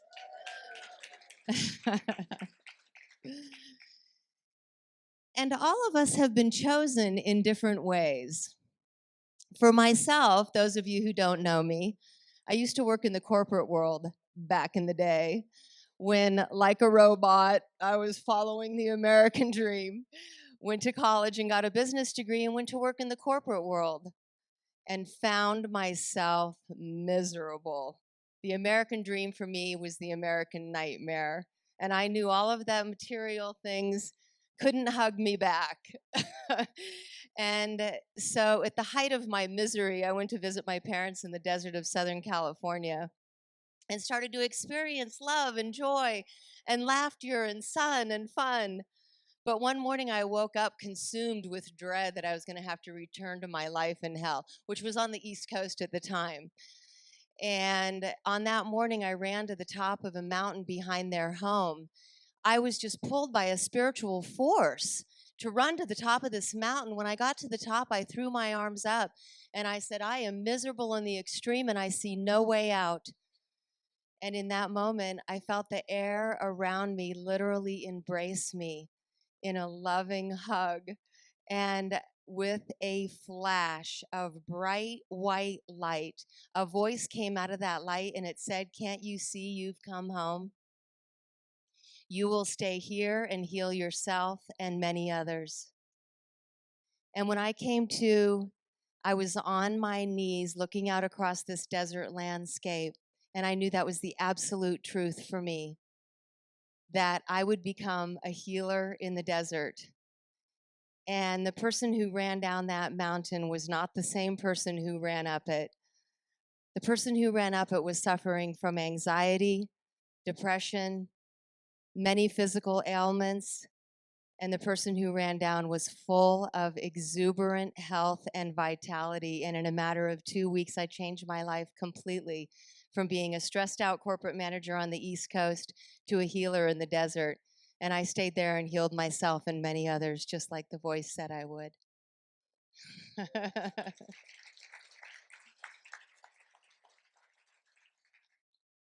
But as we know, everything has ups and downs.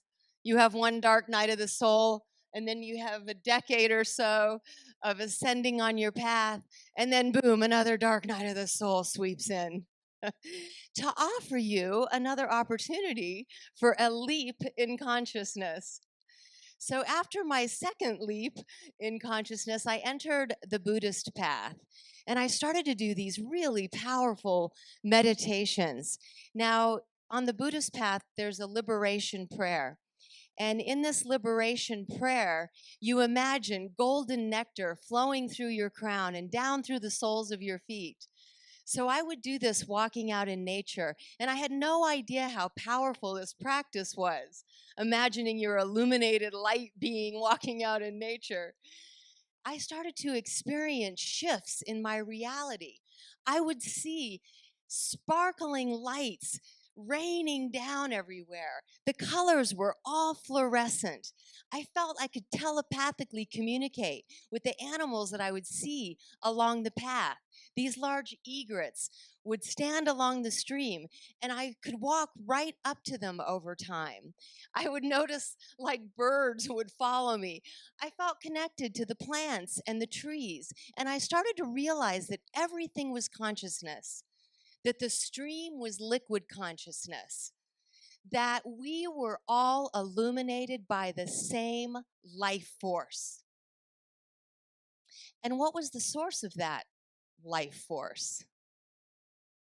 Well, one day it occurred to me that it is the pure unconditional love of Source expanding into eternity that illuminates all living things and beings. We are all of and from the same divine force, my friends.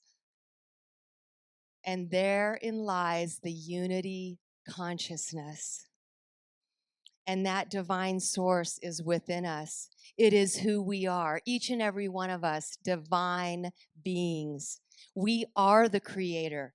We are all aspects of the one infinite creator. That's who we are, and that's what we're capable of. Repeat after me. I am that I am. And that is the truth. And you can do anything that your heart truly desires, anything that serves the highest good for humanity. I take on big projects, and it's only because spirit compels me to do it. I was a personal trainer and nutrition coach for over 20 years when I really started to wake up on my spiritual path. And on these walks out in nature, this other voice would talk to me. And one day it said, "You're going to write a 30-day book on the evolution of consciousness." I'm a personal trainer. I don't think so.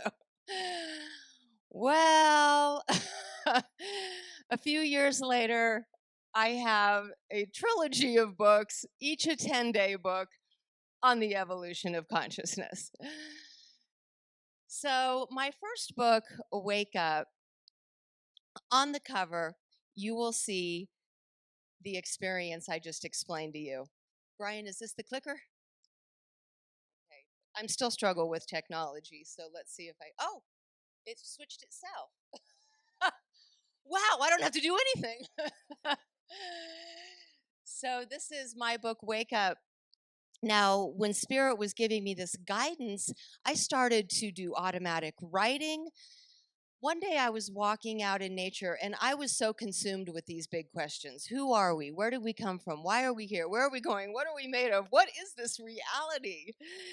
And so the simple answer I wanted was, what is the meaning and purpose of life?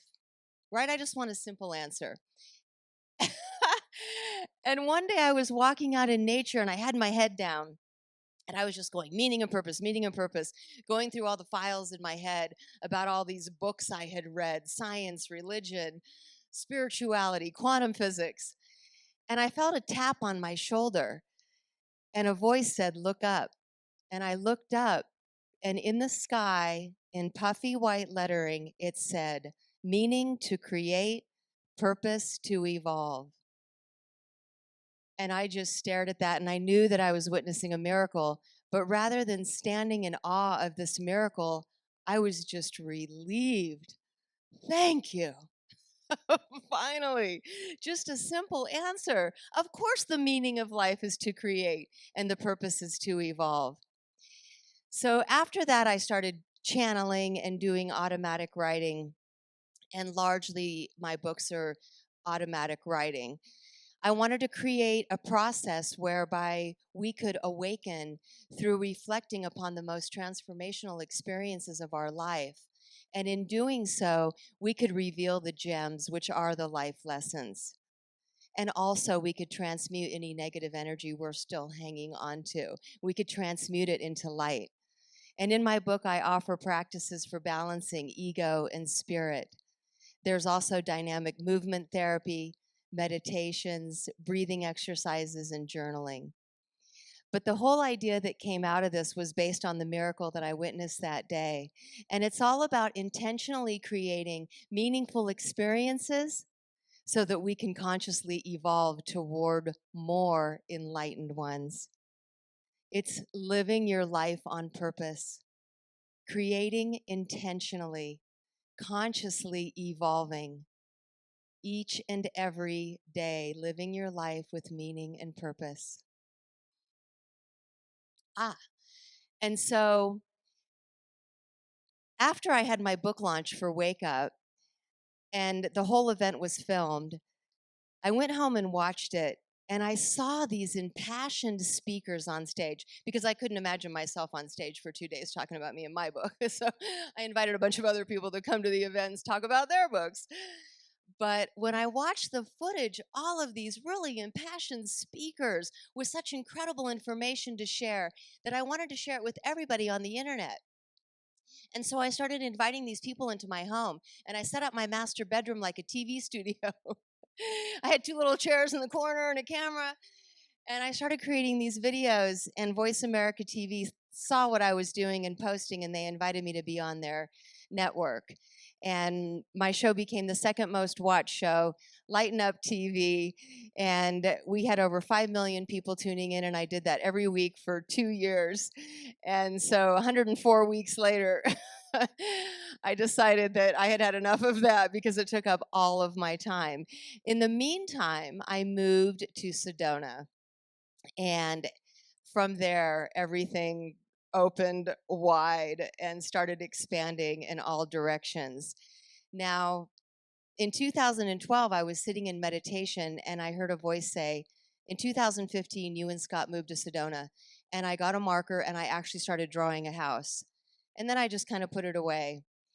And when I went to work the next day, people were coming up to me left and right. Have you ever been to Sedona? You and Scott would love to Sedona. My husband loves dune buggies. Dune buggies are street legal in Sedona. So there's crystal stores and dune buggies. Perfect. Well, in 2014, my husband promised me he'd take me to the Grand Canyon. And I said, can we go through that place called Sedona? Well, we did. And we came in through Oak Creek. And as soon as I saw those red rock temples, I started to weep. I was breathless and speechless. And right then, the goddess Sedona called me. You never say that without crying. I looked at my husband and I said, we have to figure out a way to live here.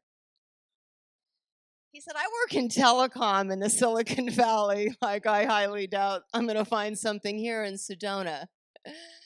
We went home, and a week later, he came home holding a pink slip. Within a few weeks, he got hired in Phoenix as a telecom engineer. So he lives in Phoenix during the week, and I live in Sedona, and it's perfect. And in 2015, we moved to Sedona, just like the voice said in my meditation. When I showed him my vision board, he said, you got me fired.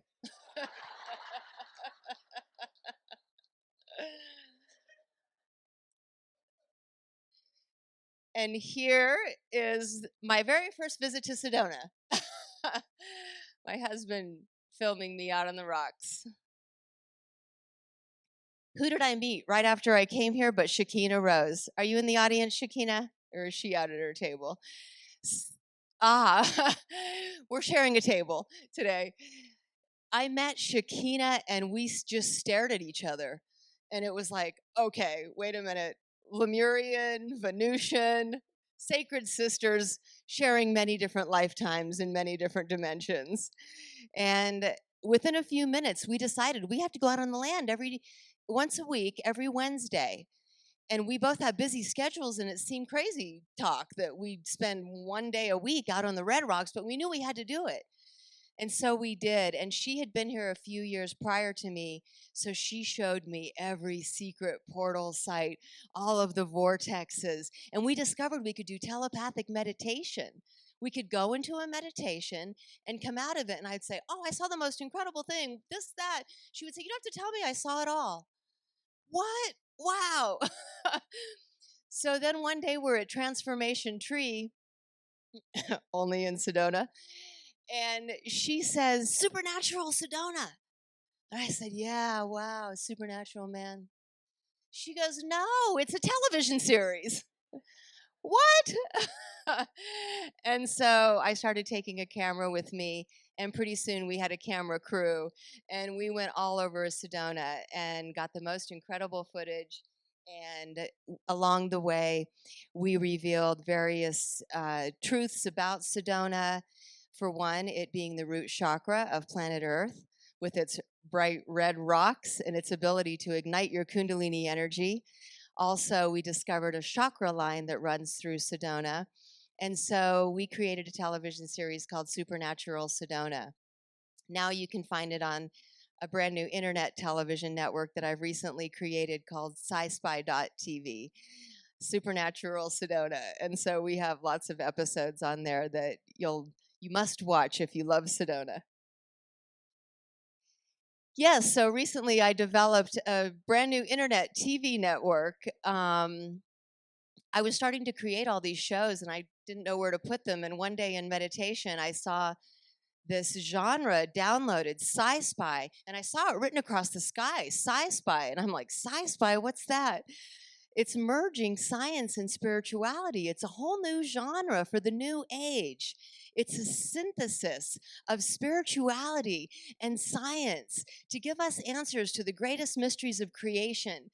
And I've always been super fascinated by anything to do with science, quantum physics, DNA, biology, physiology, all of it.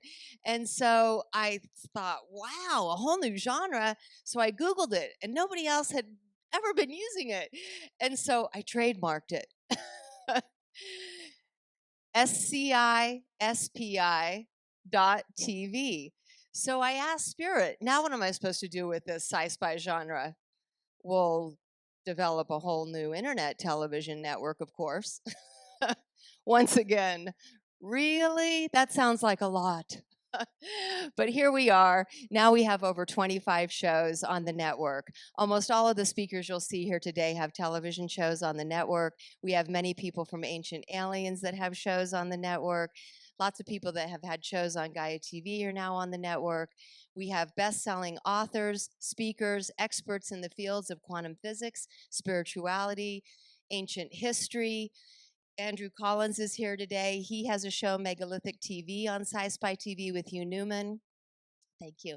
And so I'm very excited, and now we're having channels, and you'll see a little bit more of that.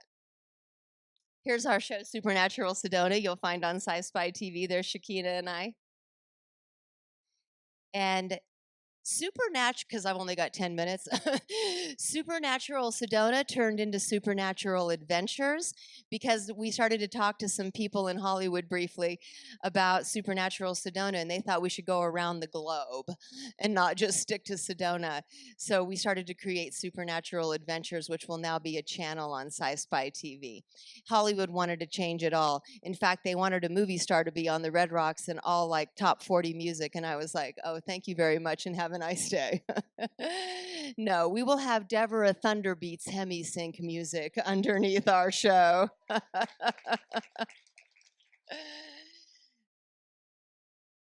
Arcturian. This is the Arcturian. This is Light Star's artwork, and it's so beautiful, and I love Light Star, who has the show Eyes Wide Open on sci-spy.tv, and she has the most episodes of any show. She's got like a dozen shows already up. I had a missing time experience off my back deck, and I had 2 witnesses, thank goodness. We lost 4 hours of time. It just went missing. And when I went to see my friend who's a psychic here in Sedona, she tuned in and saw that we were taken up into an Arcturian ship and downloaded with advanced knowledge, wisdom, and technology that would be revealed over time. That's why there's a picture of Arcturian here. And so then what happened a few weeks later is that I found myself in the front yard drawing all of these 12 circles, and each one of them represented a dimension. And in each of the dimensions, 3 through 11, these were incarnational dimensions where I could identify who I was, my name, my role, the star system, galaxy, or even parallel universe that I was in. And as I realized that I could do that for myself, I started doing it for my family and friends. And soon Spirit said, this is a service you need to offer. And it's going to be one of 10 sessions because you can't just jump right into a multidimensional soul reunion. So we start out with energy center attunements and higher self alignments. But ultimately, we get to this multidimensional soul reunion. What I was also shown is that when you tune people into the higher dimensional aspects of who they are, you raise their frequency significantly. And every time you go into a higher dimension, you activate the dormant DNA. Now, I always wondered why we only use 10% of our brain or why we only have 10% of our DNA activated. It's because this is 10% of who we are expressing. And each time we go into a higher dimension, we pick up another 10%.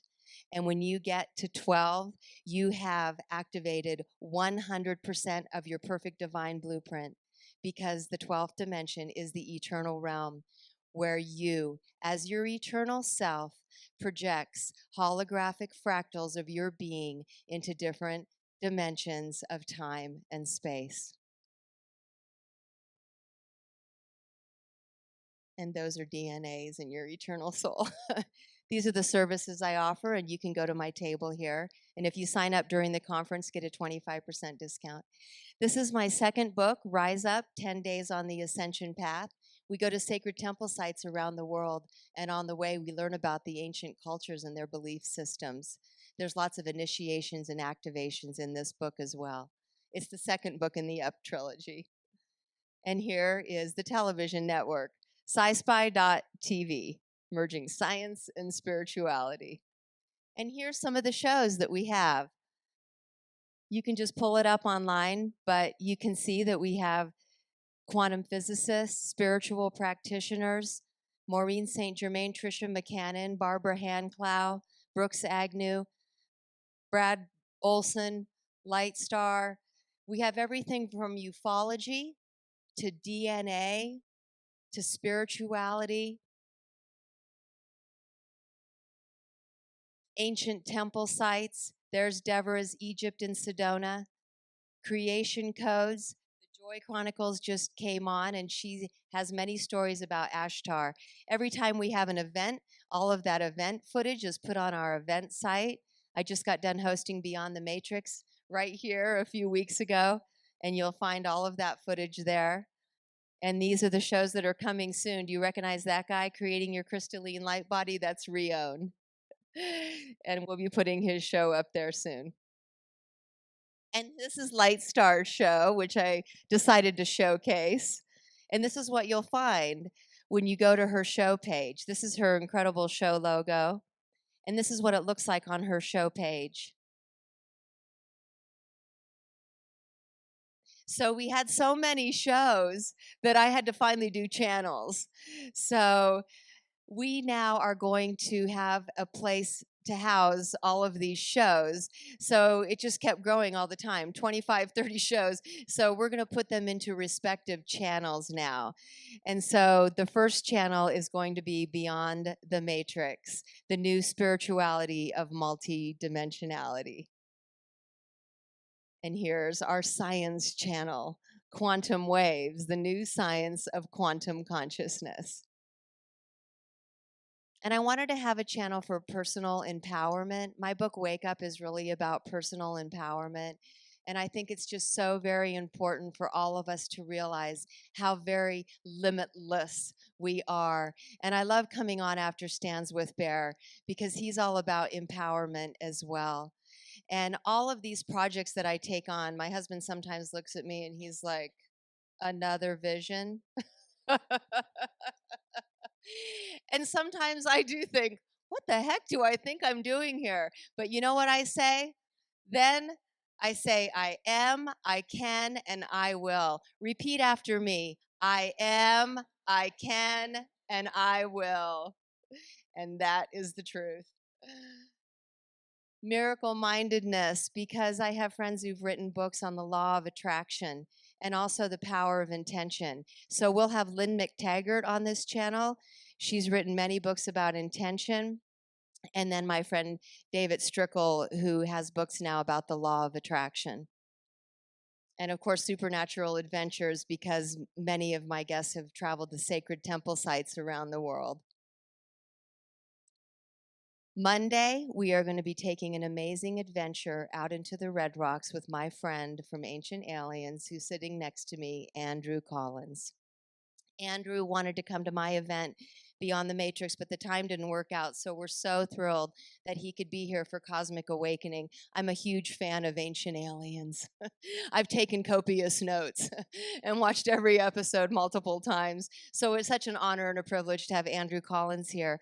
We are going to go to a site right here in Sedona, Arizona, whose coordinates were revealed in the Rendlesham incident where a UFO landed at a base in the UK. A U.S. serviceman, Jim Peniston, went and placed his hand on that UFO craft, downloaded binary codes. In those codes were revealed 7 coordinates for 7 key portal sites around the planet, and one of them is right here in Sedona, Arizona. He's taken his GPS equipment out there and identified the exact spot. We're going to go there on Monday and do a ritual linking to all of the other 6 sacred sites around the globe. So we'll tune into all 7 sites. It's going to activate the matrix. I invite each one of you to join us. You can find out how at my table. It's basically just supernaturaladventure.com, and you can register to go on that hike with us. We're also going to go to Thunder Mountain because he believes in the head of the serpent, which runs all along the ridge of Thunder Mountain. There's a hidden cave. We also believe that this whole area has a Cygnus overlay, and that the Cygnus constellation, with the 3 stars aligning with the Hopi Mesas, that the head of the celestial swan may very well be the head of the serpent on Thunder Mountain. So there we're going to do a meditation. Then we're going to come back here for a 2-hour presentation. So join us on Monday for a life-changing experience. I love each and every one of you. I truly do. Thank you so much for taking the time to listen to my presentation today. I hope you'll visit me at my table. Many blessings to all of you. You are the children of light. Good afternoon, ladies and gentlemen. My brothers, my sisters, my children. At every time that I talk, I ask for the blessings from the spirit world to open up our hearts and also to let all of us be together to receive the messages. I am nothing but a messenger. So I will say the opening prayer in Zuni. Malesida and look at on ona ya to kita chundo le shindu yera na kai ke pona ona look at on mata shina on chao yan ke look at shon te wo ke no no mata chu ona ya na ga shon ko ko shon ta chili te ona chili to ten sa pa na I ma shon ni hara ke la os men ona you het on ashna. I ask the spirit people to open up all of our hearts, including the star people, to come and be with us so we can talk with each other and receive some of the messages that they want the world to know, and so that we are here together to receive those messages. Before I start out, I have a slide presentation. I believe it's behind me. I just picked this up last night. And for some odd reason, I woke up this morning about 3 o'clock, and I went over to my library and I pulled out a book in Mr. David Icke. And in one of his opening pages, I saw this. And it says, "Stop seeking and you will find." He said, in a Native American parable, the creator gathers all the animals and says, "I want to hide something from humans until they are ready for it." The realization that they create their own reality. So give it to me, I'll fly to the moon, says the eagle. No, one day, soon they will go there and find it.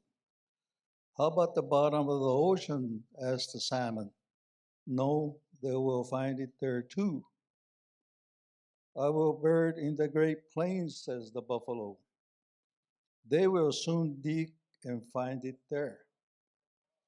Put it inside of them, says the wise grandmother mole. Done, says the creator. It is the last place they will look. So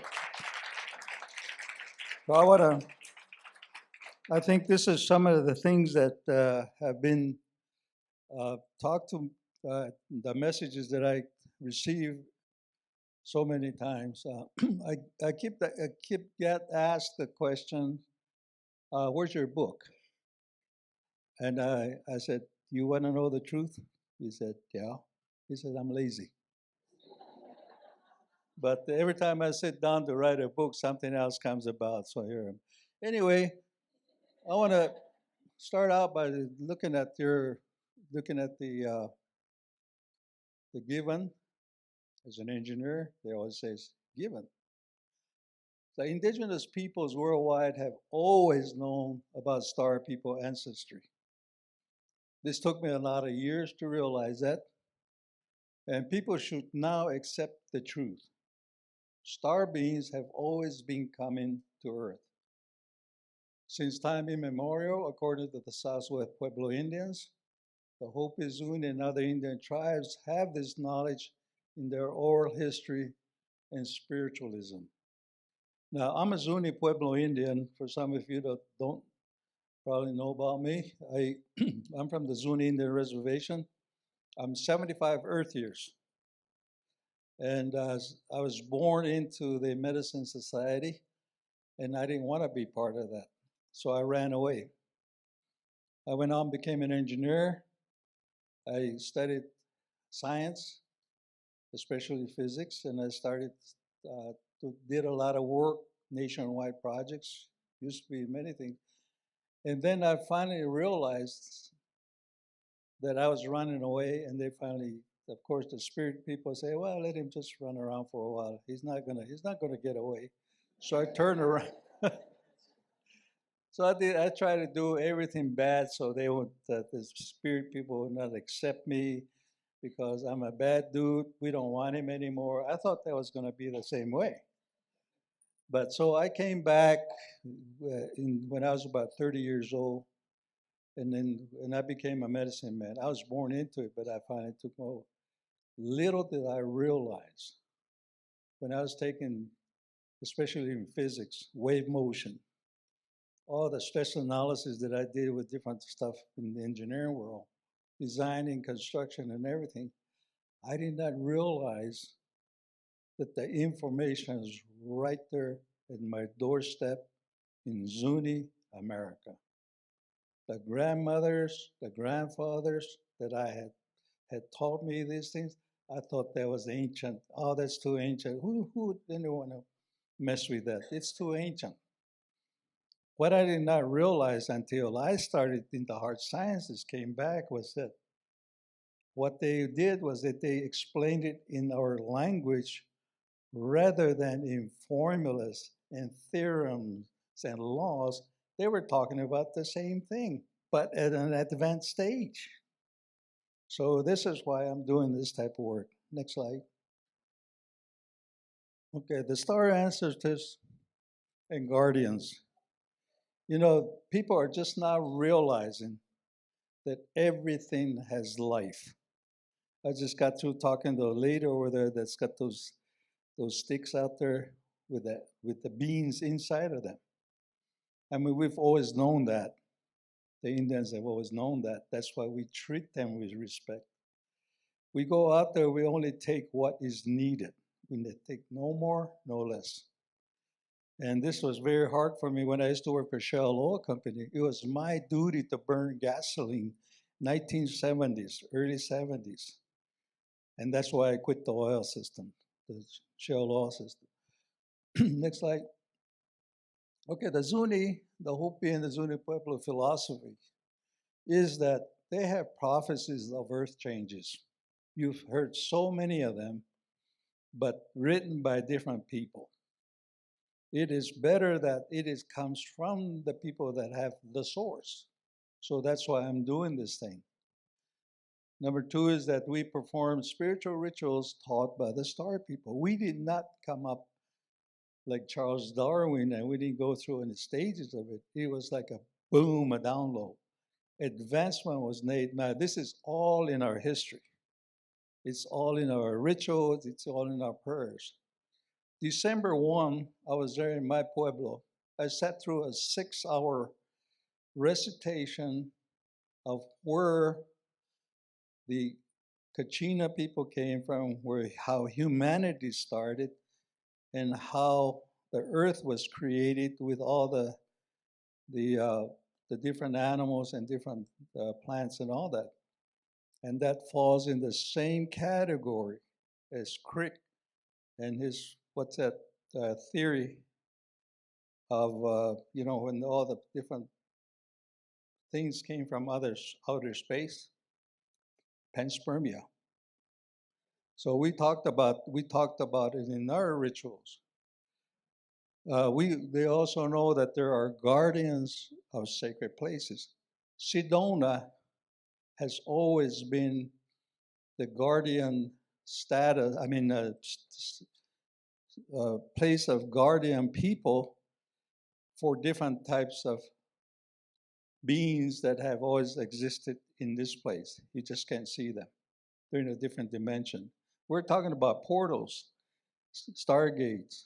And in the old days, we used to call them sacred places where we meet our creators, where we go, and in the Zuni term, it's called the places of payment. That's why we go through and we do rituals. We pray, we make prayer sticks, we take cornmeal, we take other minerals, and we pray to them and we leave it for them. In return, they give us longer life, all the different things to keep the earth in balance, and all these things that the blessings that we ask for, especially for long generations. The Sioux Nation talk about we're doing it for the 7th generation. We don't do it for us, we do it for everybody. And when I was a medicine man and I used to question them, he said, it doesn't make any difference how these other people are bad people. We have to pray for them. We also have to cure them. So this is why it's all these sacred places. Now, here's one thing that, number 4, do Kachina ceremonies. We do Kachina ceremonies, they connect humans with spirit beings. The Kachina concept is that these were the original visitors. They were ETs. And our storytellers and our different people tell us that when they first used to come over here, they had to hide themselves from the people because they're different. So they would use natural vegetation to make them not appear too bad to the public. And their primary reason is to continue to make a check on how the people are working and how they're living together. They bring song, they bring dance, and one of the things we ask them is for rain. What is happening right now? The earth is going through a cleansing process. The fires that are still going on, the floods that are going on. Look at the cold. It's going to be a big blizzard. The world is out of whack right now because it's going through a change. Now, we can blame technology up to a certain point, but there is something more powerful than technologies, which is the spirit world. So, in the Navajo, I've tried, the Indians and the Hopi and the Zuni have tried for over 100 years to wake up people, but to no avail. Right now, we're in that process. There's other things that are happening. Remember the age of Aquarius coming on after Pisces and all that. I always kid a lot of people about this. What happened in 1969? Well, there was a group called the Fifth Dimension. And there was also, what was their favorite song? The Dawning of the Age of Aquarius. And what did Stanley Kubrick produce? 2001. America bought Stanley Kubrick's equipment and when he made that 2001, what happened in 1969? Moon landing.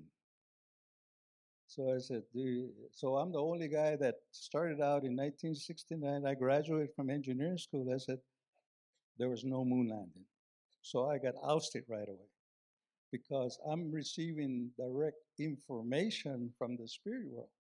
We knew about 9/11. Oh, the next slide. Here's these people these are the Hopi elders. We hear talk about them. John Lanza, the Monangi and all those other folks. They used to inform the United Nations to go over there, but they won't let them in. But atomic weaponry, about what is now they call the spider web. Oops.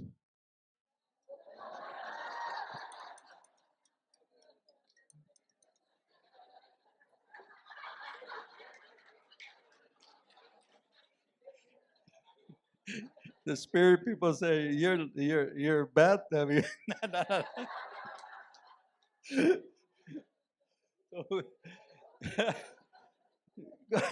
going back, that happens all the time. He said, "There's Mahuda again, lying again." Okay, we're talking about the elders. You know, there's a lot of things that happened in the India world we never talked about because we've been under suppression for 500 years. If you look at things like when the Dalai Lama comes and you never hear about it on the public radio, anything. They go directly to the villages, or even say up in like about Taos. They go through their, their drawings and their mandalas and all that. And of course, in the old days, the Hopis would all get together. So that's one way that we used to connect. And they used to, when I was a boy, about 10 years old, they used to come to the Zuni village.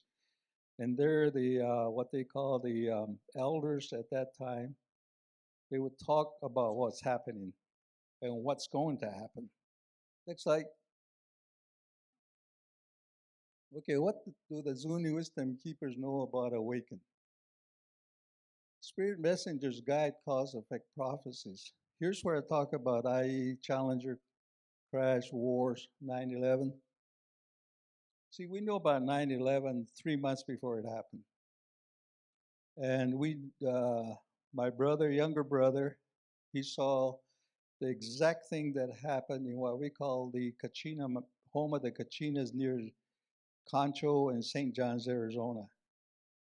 And a lot of these are given to us, and it's like a giant screen, they say. I've never been there. But because I'm in that order where they come back and explain all of this information, the hardest one was 9/11. 9/11 was shown 3 months before it happened. The bottom line is that it was done internally, according to the spirit people. And the other thing, too, was that it was going to be a lie, another lie. So, okay, right now, as I said, that we're going through earth changes like volcanoes, floods, snowfall. They've got a big snowfall that's right now that's going on. And the fires, and we remember that fires in California. See, a lot of times before man came over here, the fire was the cleansing. They will wipe out the whole forest, and it's just like undergrowth.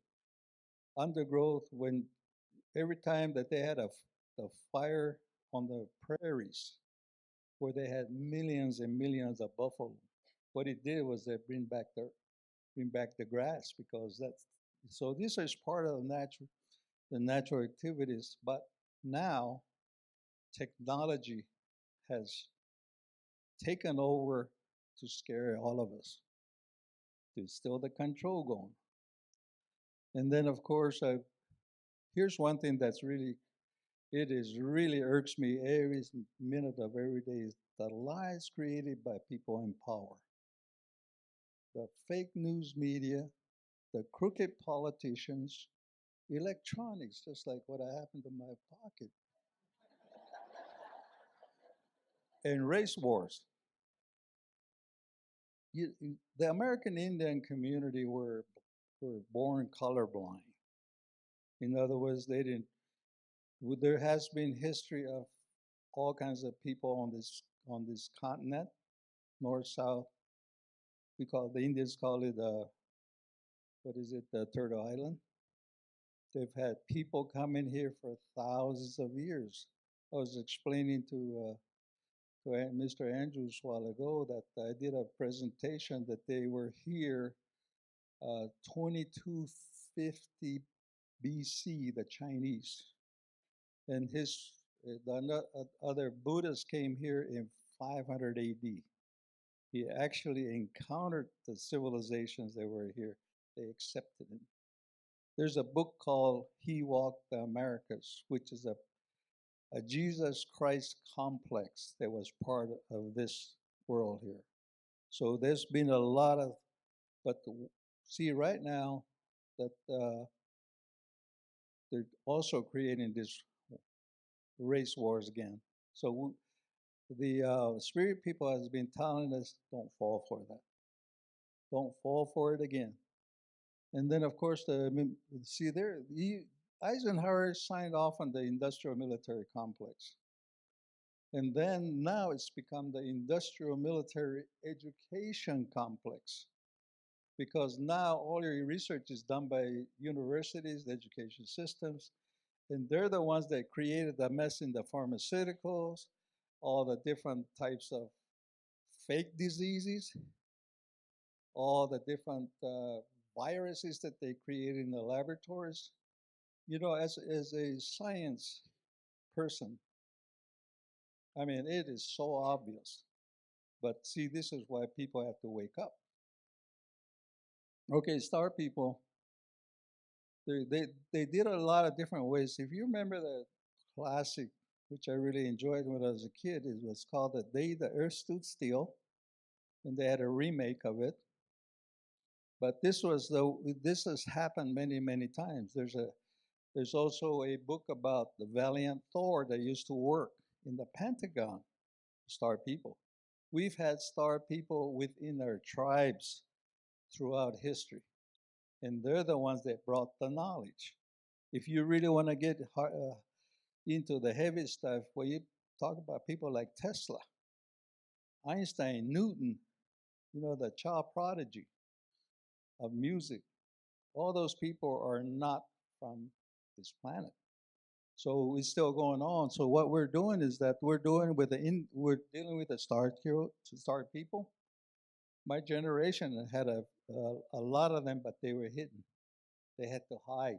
They couldn't talk because they would be kicked out of school, or they would put in the loony bin. So out there on the Indian reservation, we didn't care because we fought everybody. So why not just fight everybody? You know. So the Indigos, remember back in the old days, they used to call them the blue children. Some of you that are my generation, they used to call them the blue children. And then the blue became the Indigos.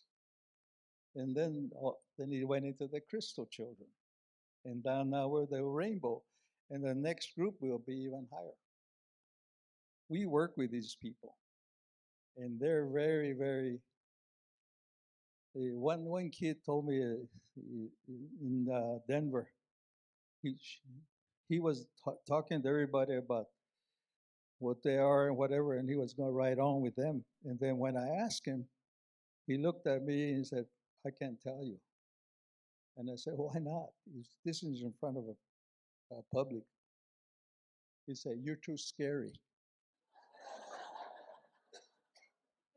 Here's an Indian, I mean, here's a rainbow kid, super intelligent kid. See, you're too scary.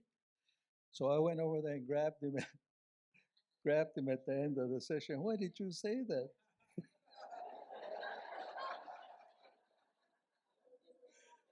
He said that you have to talk to somebody else because you have so many layers of it that I cannot. And this is a smart kid. I mean, you know, super dimensional kid anyway. Maybe I'm not from somewhere, I don't know. Okay, well, anyway, so this is what's happening. And see, one of the things that's happening is that they're trying to get rid of these people, all of us since way back when. And this has been done by vaccination. Everybody, they even vaccinate kids before they're even born, okay? And GMOs stuff. I mean, I see some weird stuff that comes out of that. You know, they become mature when they're only 10, 12 years old. Now they're fully productive as by the time they're 13. So that, and then non-education participation trophies, that kind of irks me. You know, I went to school when they counted F's on your GPA.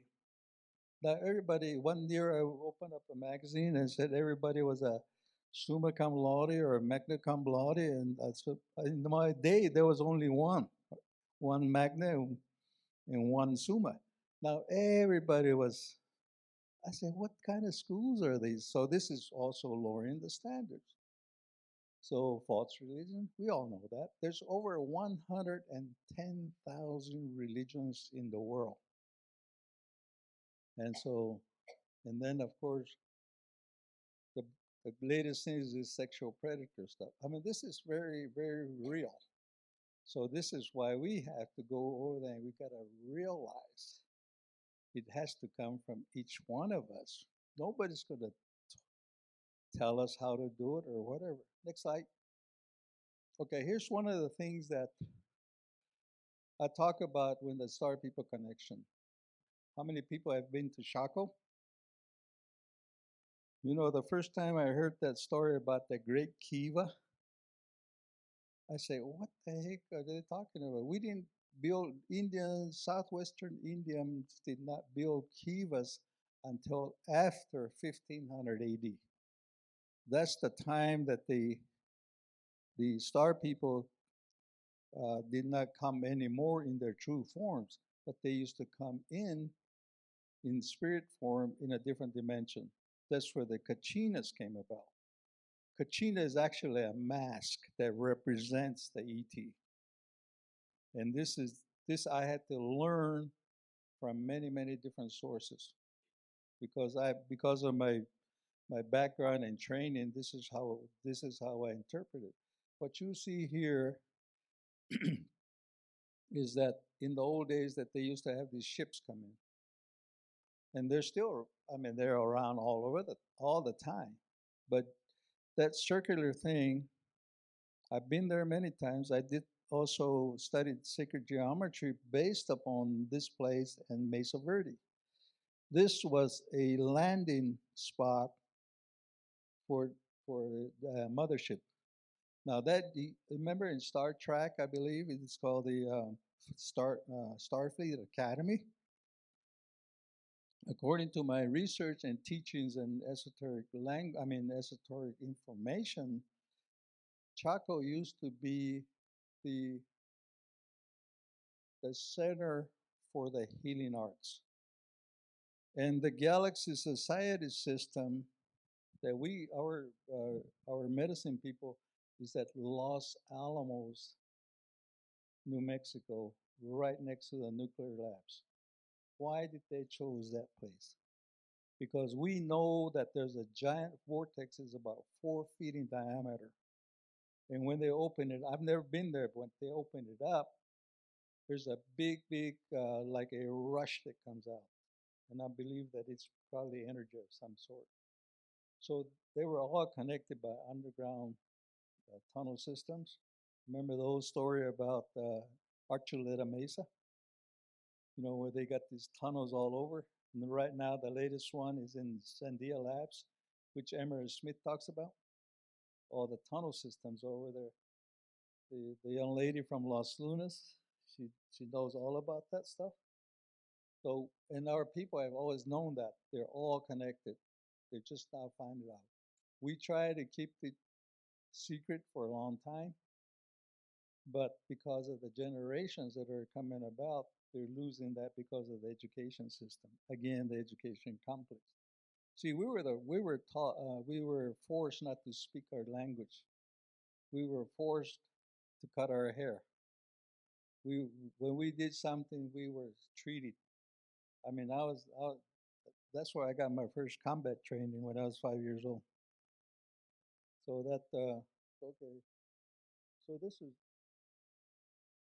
okay, let me, want to put in there, we're talking about, remember I said that I was at December 4th? That prayer is about 6 hours. And the other ones that are what we call the shalako, they sing in a sing song, but after a while I realized that it's a frequency range.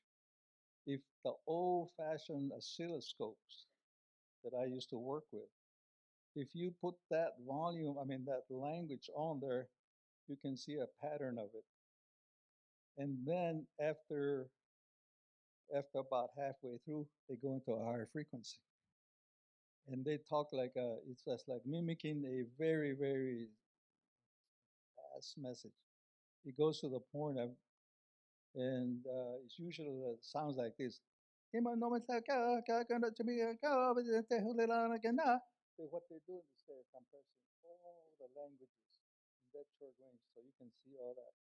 So what in one of our in the Kachina prayer primarily, but they're all the same. And here's the prayers that we do for everybody, even though that we may be in one village, we do it for the whole world. And in one of those, it says this is a continuous one, but I chose this out. It said, "We the people do not know the path toward the future." The raw people, spiritual beings, Kachinas, ETs, are the only ones that know. It is only through the prayers and rituals we will unite with strength in all human beings so that you will provide all of us with light, long life. And there's a whole bunch of them.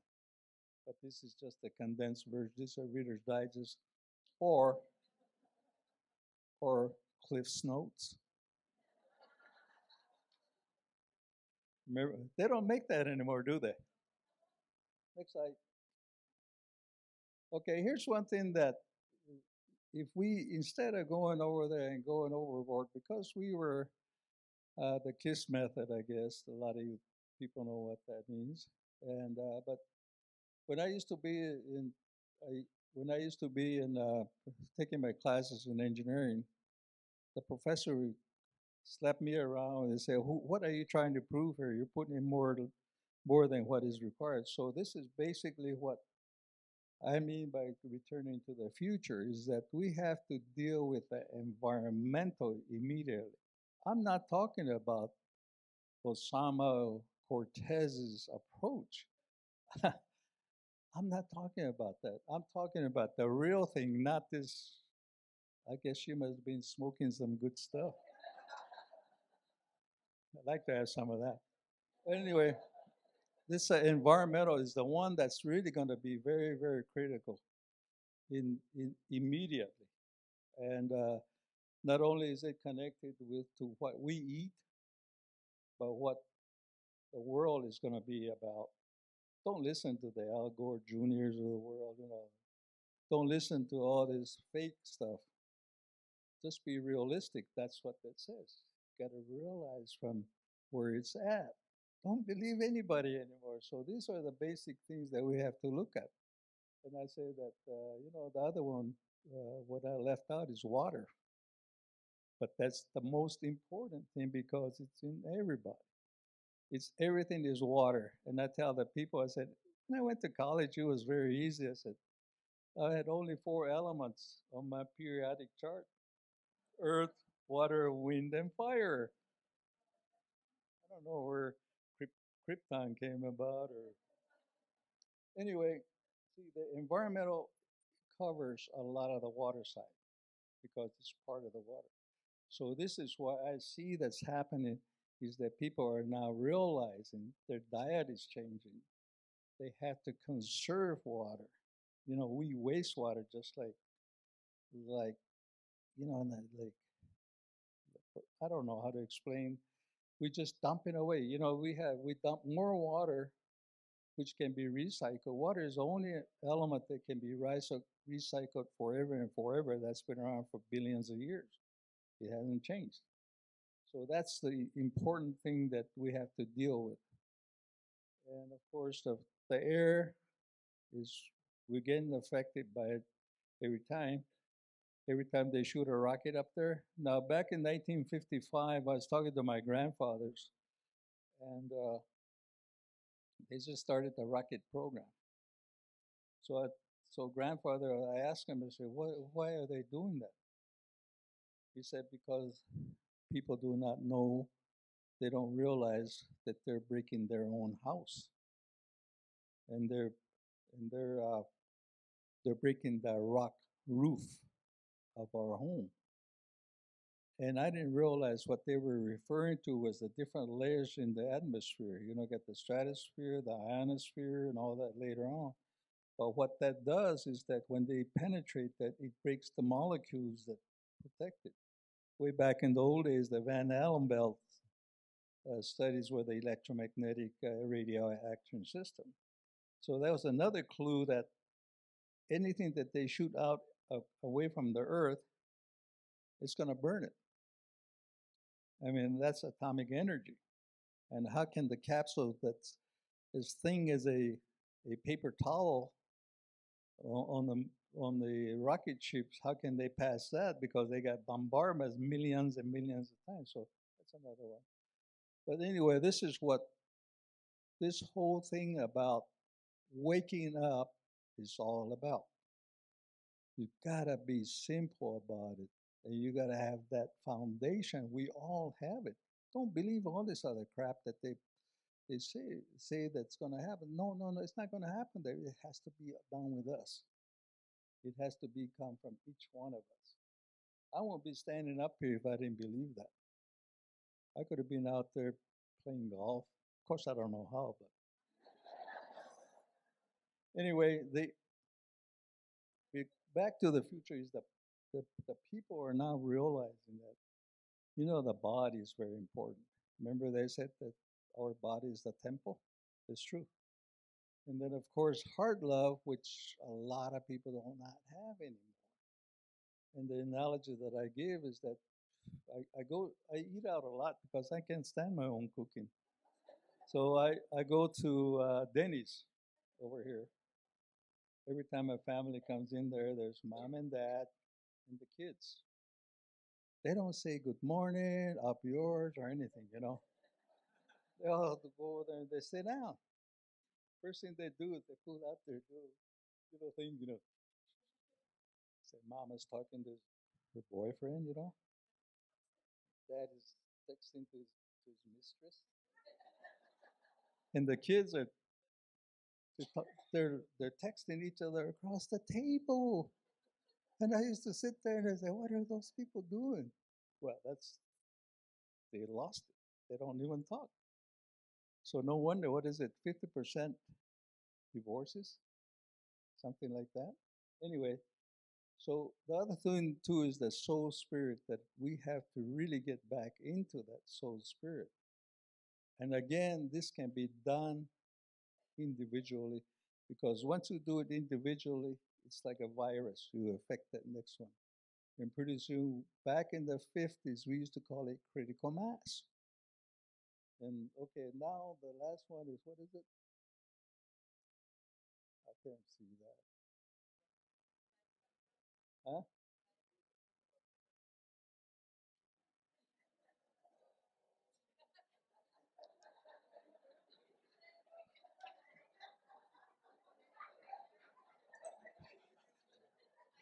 Cleansing.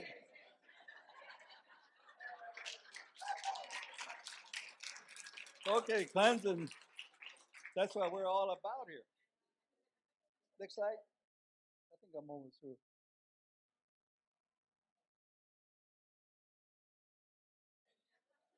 The Indian guy said, that's a lie. There are no humans. Especially the guy with the funny hair. Most of you know who that is, huh? But anyway, I got 5 minutes left. Any questions? Sure. I forgot to, yeah.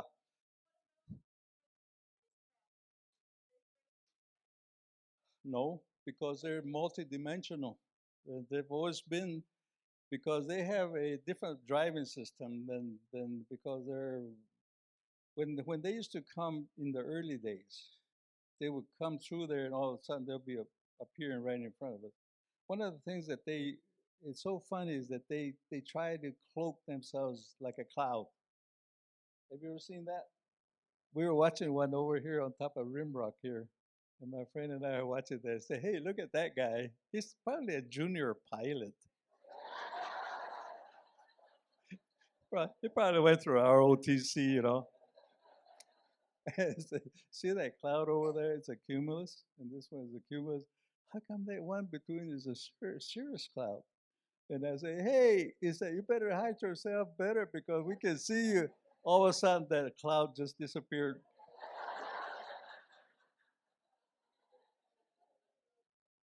My alien buddies harass me all the time. I don't know. It's just, but anyway, it's fun to be here with a lot of open-minded people, and we're now. I can see that everybody is now beginning to that stage to where now they're going in there and they realize that you've had the answer all this time.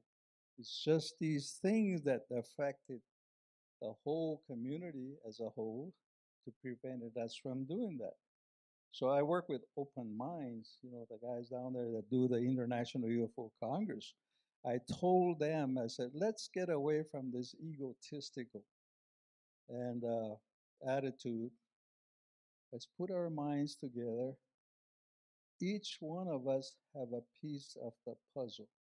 Some of you guys have maybe 3 or 4 of a 1,000-piece puzzle.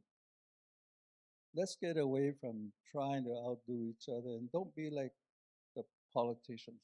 Let's be truthful, because that's the only way that we can do that. Truth is the only way to do it. I sound like a preacher, but I'm not. But see, because when I was a little boy, I tried to lie. I always got caught. So it's a lot better just to tell the truth, because nobody will believe you anyway. So if you lie, they'll believe you. so so I try to, and then here's another thing too, that we have to learn how to laugh with each other. We have to learn how to connect. And I belong to the Galaxy Society. They're also called the Tricksters. And you've heard of the Heyokas. You've heard of the Wile E. Coyote. And I asked a question in the Roadrunner and in Coyote cartoons, which one is the trickster? Most of them says, it's the coyote. I said, no. It's the Roadrunner. So that's the way it's supposed to be, like that. So I'm glad to be here. And I will be at other meetings this year, Contacting the Desert, New Living Expo. I'm going to do plant medicine over there. And then at Contacting the Desert, I will be doing holistic medicine as practiced by the Indian tribe or Aboriginal tribes. And that's going to be the first time I'm going to do this with holistic medicine. I've already got permission to start talking about a lot of the practices that we deviated from the American Indian community. And there's a history of it. I don't have to go into that, all the killing that went on and all that. That's beyond. Let's go for it. I don't talk about those things. I just don't be positive, because we all need each other, and we're going to all be together. And I live for that because I believe in what I'm doing. Again, I'm just a messenger, and I want people to open their hearts and learn more from all of us that are in this system. We all have those pieces of the puzzle. Once you put it together, you can also participate in saying, I got this piece that I've held for years and years.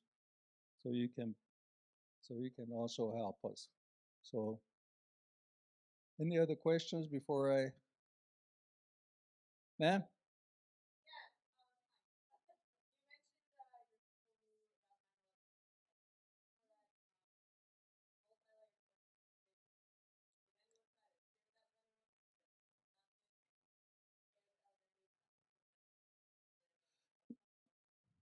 Well, first of all, if you probably know about the Hopis, that when they used to go to the United Nations, they call it they used to go there about their atomic energy, what they could do to destroy them, but they kicked them out of those buildings. And a lot of times when we present these to other folks, they just say that, well, these guys are savages. They don't know anything about that. I mean, this is this is history. The history that you learn about the American Indians, if there was ever one, that they never talked about these things. So they continued to destroy them because the first thing that they did was they separated from their sacred sites, because that's where they can perform ceremony and magical things, cosmic magic, not illusion. And so the thing about 9/11 is that we have a pilgrimage every 4 years to this place of the Kachinas. And there were so many people that go there and they saw that. It's like a giant screen opens up. It's an all-night chanting and prayer. And the way they explained to me, I've never been there, like I said, but they will show you some people will see it and the other ones won't. It's just like a UFO tour. You go out here, I've been to a lot of UFO tours. Those people that are open-minded, open-hearted, can immediately see them. Those people that are non-believers or haven't gotten there yet, a UFO can just come right down there and it says right here, but they'll never see it. So it depends on how you are inside. So anyway, there's a lot of things. Now I'm writing a lot about that stuff. The what, son?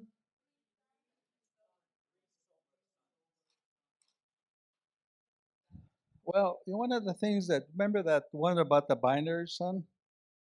The binary sun. Now, if you go to a lot of cave drawings, the petroglyphs, it shows two of them. One is invisible, but in the old days, that used to come on, I guess, visible. But I haven't really done very much on that, only basis on what they have on the petroglyphs.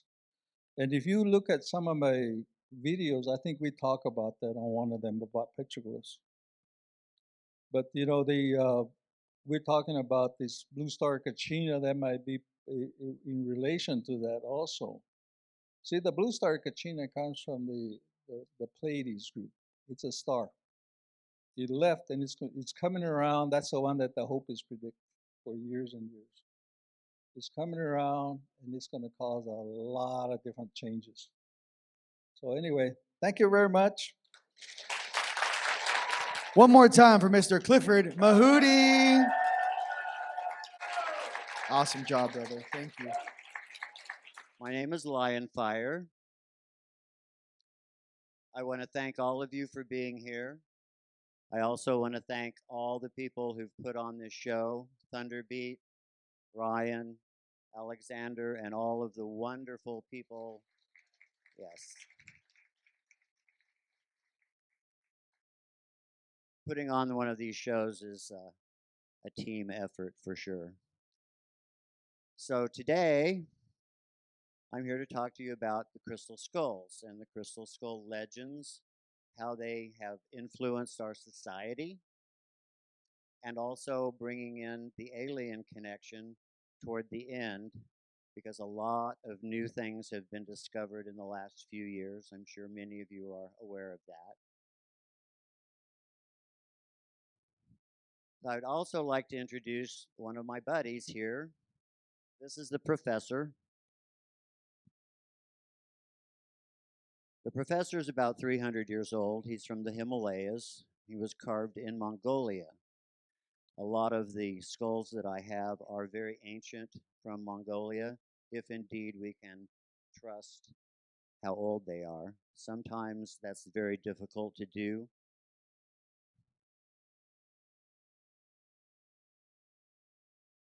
So the crystal skulls, people always ask me, oh, Lionfire, have you seen all the 13 crystal skulls? Where are the 13 crystal skulls?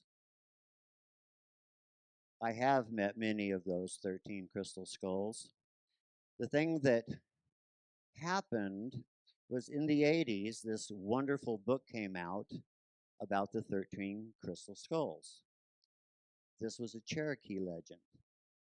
And somehow that captured everybody that was interested in the crystal skulls. They're all looking for the 13 crystal skulls. There are crystal skull legends around the world. What you see here We turn off some of these lights. We see this better. You'll see a lot of different skulls from many different places.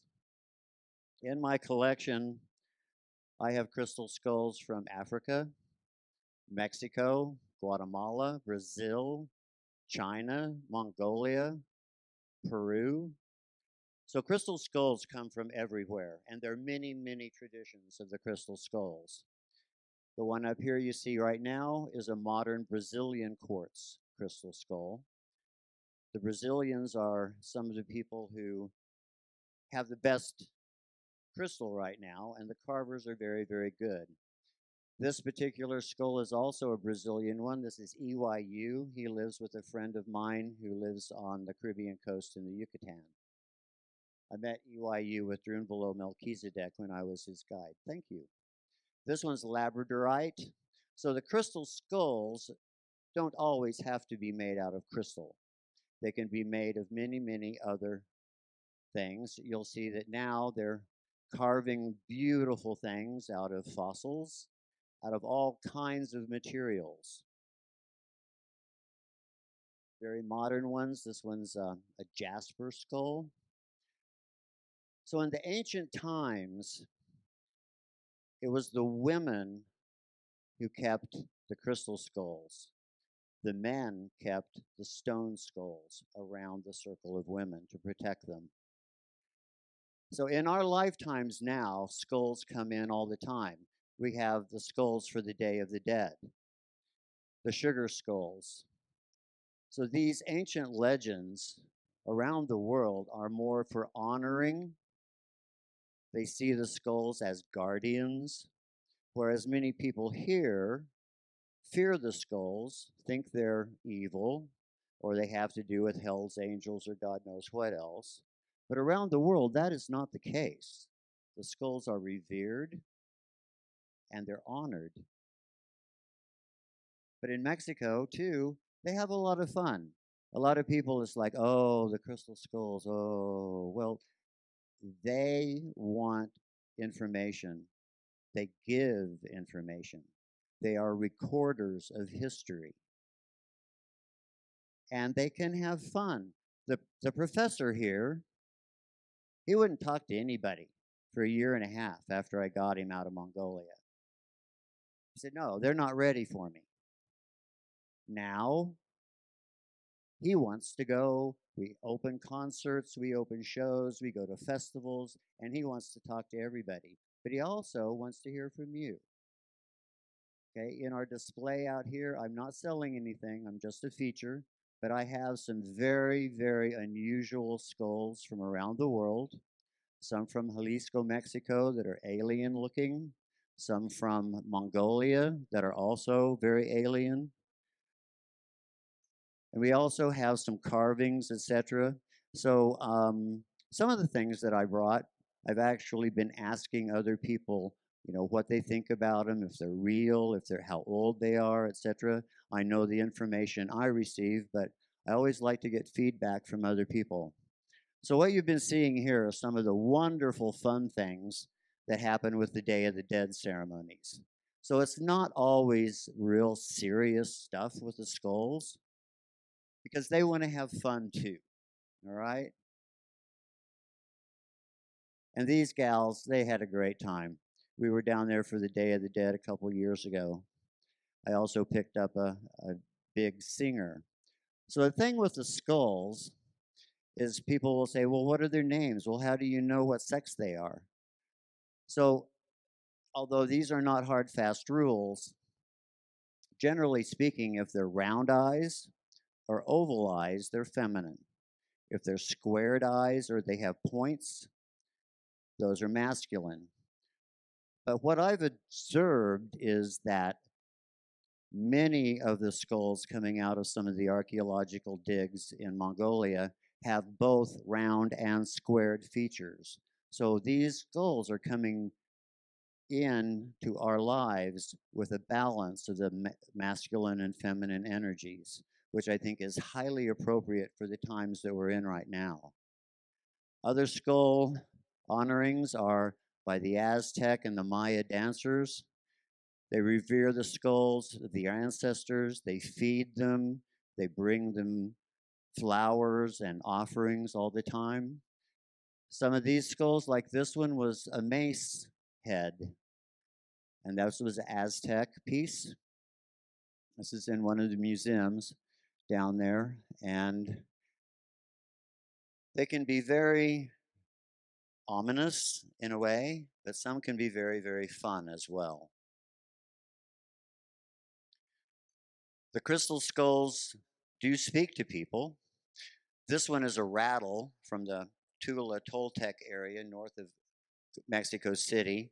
And on top of it here is a woman in masculine warrior dress. So this is a rattle. And if you can imagine 2,000 people rattling these rattles at a ceremony, that's what they did. And then they would put them in a pile as an offering at one of the bases of their pyramids. This is one of the Maya skull priests at Chichen Itza in the Maya Yucatan. This is a huge jade skull, which has a Quetzalcoatl feathered serpent carved on its cranium. Several years ago, I was the guide for Drunvalo Melchizedek when he was doing his Yucatan tour. And he wrote a book about that. It's called The Serpent of Light. And in there, he talks about some of the things we did with the ceremonies and the crystal skulls. During that trip, I was fortunate enough to be able to save the 3,000-year-old pink quartz skull of the Maya land from being shattered. After that happened, skulls started coming into my life continually. Then I was asked if I wanted to be on a collector's list for the archaeological digs in Mongolia, and that's how I got to bring in a lot of the skulls from the Orient. So what you're seeing here are some of the Maya temple carvings. This is the skull that I saved from being shattered during Drunvalo's tour. And that's a long story. If you want to read it, get the Serpent of Light, because I don't have enough time tonight. This is a skull from the Temple of the Skulls in Palenque. This is one of the temple features on one of the royal tombs. And skulls, you see, also can become headdresses, and they used them for many, many things besides just honoring the ancestors. There are those who say that some of the Maya can put their soul into a crystal skull. And here you have the elongated skulls and the elongated heads. Some of these are from Peru. They found some of the elongated heads in Idaho and Montana among the mound builders. Many of them come from Peru. Some of these skulls have actually been dated, and the DNA has been run so that they have found out scientifically that these are not completely human. And here's a variety of them. There aren't that many because a lot of them were destroyed by the churches in the past, or they went to the Smithsonian Institute and they went to the basement, never to be seen again. It's amazing that we still have a few of them that can be tested. The skulls come from everywhere. The skulls have come from every age. Right now, with the skulls' reemergence, there are reasons for that. We need them. We need their energy. We need their information. This is the Paris skull. This is an alien skull, Indiana Jones. So in our modern times, there is a lot of influence and a lot of interest in the crystal skulls, whether it's Hollywood or whether it's archaeology, because in some ways they're all connected, even though it may seem like they're not that much. This is a Tibetan ceremonial tool with the skull. So there are a lot of really spiritual implications about what the skulls are and what they do. Tibetan mosaic skulls, in some countries, they will even take the skull itself, the human skull, and do the mosaics all over the skull. And there are many of those in the London Museum of Natural History. And so they're all over the place. Some of them have very interesting looks. Some will not look human at all. They're very alien. There's the professor, this guy right here. Also, I would invite all of you, I'll be here for the whole time tonight and tomorrow. Please come and visit because we let you hold them. We don't charge you to have a time with the skulls. So please take advantage of that. Please come talk to us. The professor, I've done a lot of fun things with him with photography and the different types of color filters. So you can see how it brings out a lot of the different features. I've worked with a lot of archaeologists on some of the sun daggers and things, and I've used these filters to bring out images that you can't be seen by the naked eye. And the archaeologists going, whoa, can't believe that there's this much stuff behind there. The Maya skull that I saved has the grandmother in front and has the lovers in back, and she protects the lovers. So this is a group of my skulls during a ceremony. This is the first one that I got out of Mongolia, which it did come with papers. And there are many people who say, well, they're not real. Some people say they are real. I trust the people that I got them from. So now he's cleaned up. Don't take him very often anymore. He's potentially Paleolithic and about 6000 BC, if indeed that's true. It's really hard to tell because you can't date stone, okay? You can only date organic material.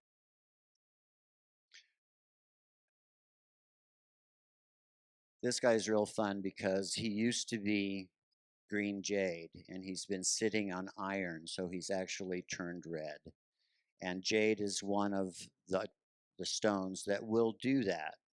You can take a green jade and turn it red by exposing it to iron for thousands of years. This is an obsidian skull. You say, wait a minute, it's red. Well, there is red obsidian that comes from Asia, and that is the only place it comes from. You can see many other colors from around the world, blue, black, mahogany, striped, all kinds of stuff, but only Asia has the red obsidian.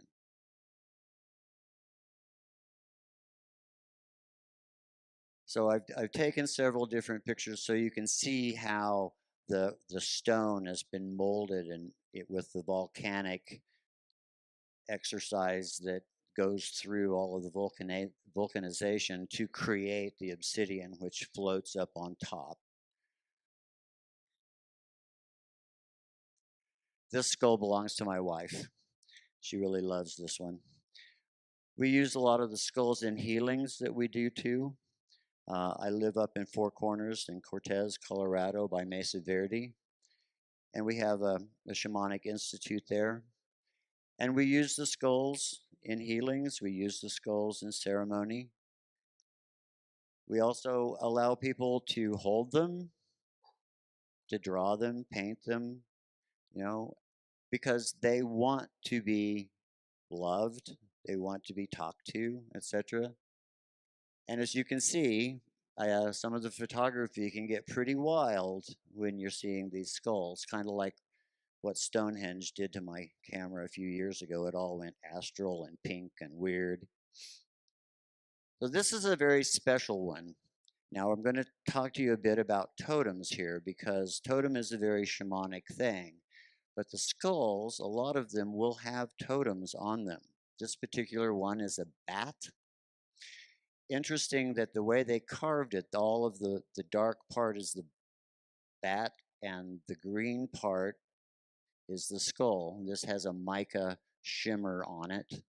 Now, this skull is from what they call the legendary period, and the legendary period over there was from 0 to 2000 BC.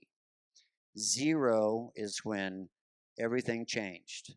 Matriarchy went to patriarchy. Jesus came in, Buddha came in, Kuan Yin came in. So that was the legendary period right before that. Once you get to 0, then you start having the dynastic periods and all of that. So I have two different ones here with the bats. The bats are a guardian of the twilight realms. Bats to them in Asia are a symbol of wealth, a symbol of financial security. And this is the second bat. This one is doesn't have the feature that the other one did, but it was still a bat. This one, what you see on top of here, that's a silkworm.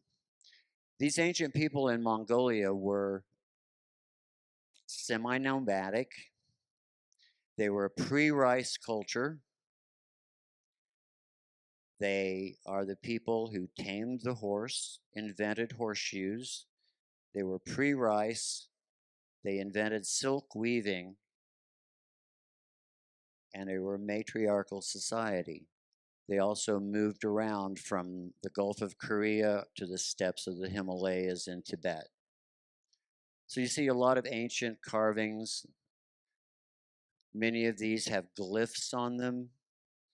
And part of what the archaeologists were looking for were those glyphs so that they can translate some of the languages. And when we get to ones like this, you see that beautiful glyph there. Well, to me, that's a great glyph, but it also looks like a stargate. And so there are a lot of interpretations. Everybody can have their own interpretation for sure. Here's one with a bird totem. This is a golden jade. Now realize too that a lot of these jade skulls, and you're like, jade, really? What? Okay, these people picked up rocks on the surface. They did not mine. Therefore, they weren't getting into the really pretty green and yellow and beautiful jades like we know today. So this is junk jade. You also notice he has an ear. Very few of them have ears, and the ones that do are some of the most ancient ones. This is one I have in my collection, and he doesn't actually stand up like that. He only lays down and looks up at the sky. I've never quite figured out what he might be because he looks like a tool. Okay? So also realize these were weavers, so sometimes that happens. This is another Mongolian skull.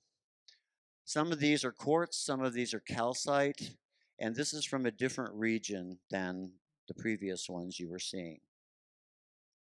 This one is a very primitive skull, very unusual. Also realize that these people were the ones who invented stone carving and core drilling. All right, this is my great-grandma. You notice she has an open mouth. They call that a singer because they tend to speak and sing more clearly than the other ones. Now, see, she has a green jade, but she'd been sitting on iron tool or an iron weapon. And so she's been, for thousands of years, changing color. So she's changing from the green jade to red jade because she's been sitting on iron, and jade will absorb that color. So you can see her there again, the green jade turning red. Here's one, a double skull. Another kind of totem, not an animal totem, but a skull totem. I only saw a couple of these in the years that I was bringing these over from Mongolia. This one finally went to a keeper. Many of the skulls that I brought in found their keepers. And it's very interesting that the skulls pick their keeper. You don't. This is another very primitive one. Now we're starting to get into the more alien looking ones. This one's called a screamer. I have seen screamers from Central America. I've also seen screamers from China, and Mongolia. So there's a couple different screamers. I tend to kind of avoid them. I don't particularly like people screaming at me, but I do like the ones who speak and sing. Here's a very interesting one where you have this feature here is a dragon's egg. You have the dragon's egg, the dragon men. You also have the sea dragons that are born out of those dragon skulls. And it has a goddess. Sometimes the skulls will come in pairs. You also notice the eyes and how different the eyes are. Okay, so you have masculine features on this one, you have more feminine features on this one, yet it has points at the bottom. That's why I'm saying most of these skulls came in with both sexes in balance. Because we are now coming into a time of unity, and that's what those skulls are. Here's a modern one. You know, the ancient aliens, modern aliens, okay? Now we get to the real goods. These are some of the Jalisco artifacts. A friend of mine down there, Mark Russell, has been working with the natives in Jalisco in the tombs and in the caves. And these are some of the pieces that have been coming out of that. I have several of these pieces here with me at this event.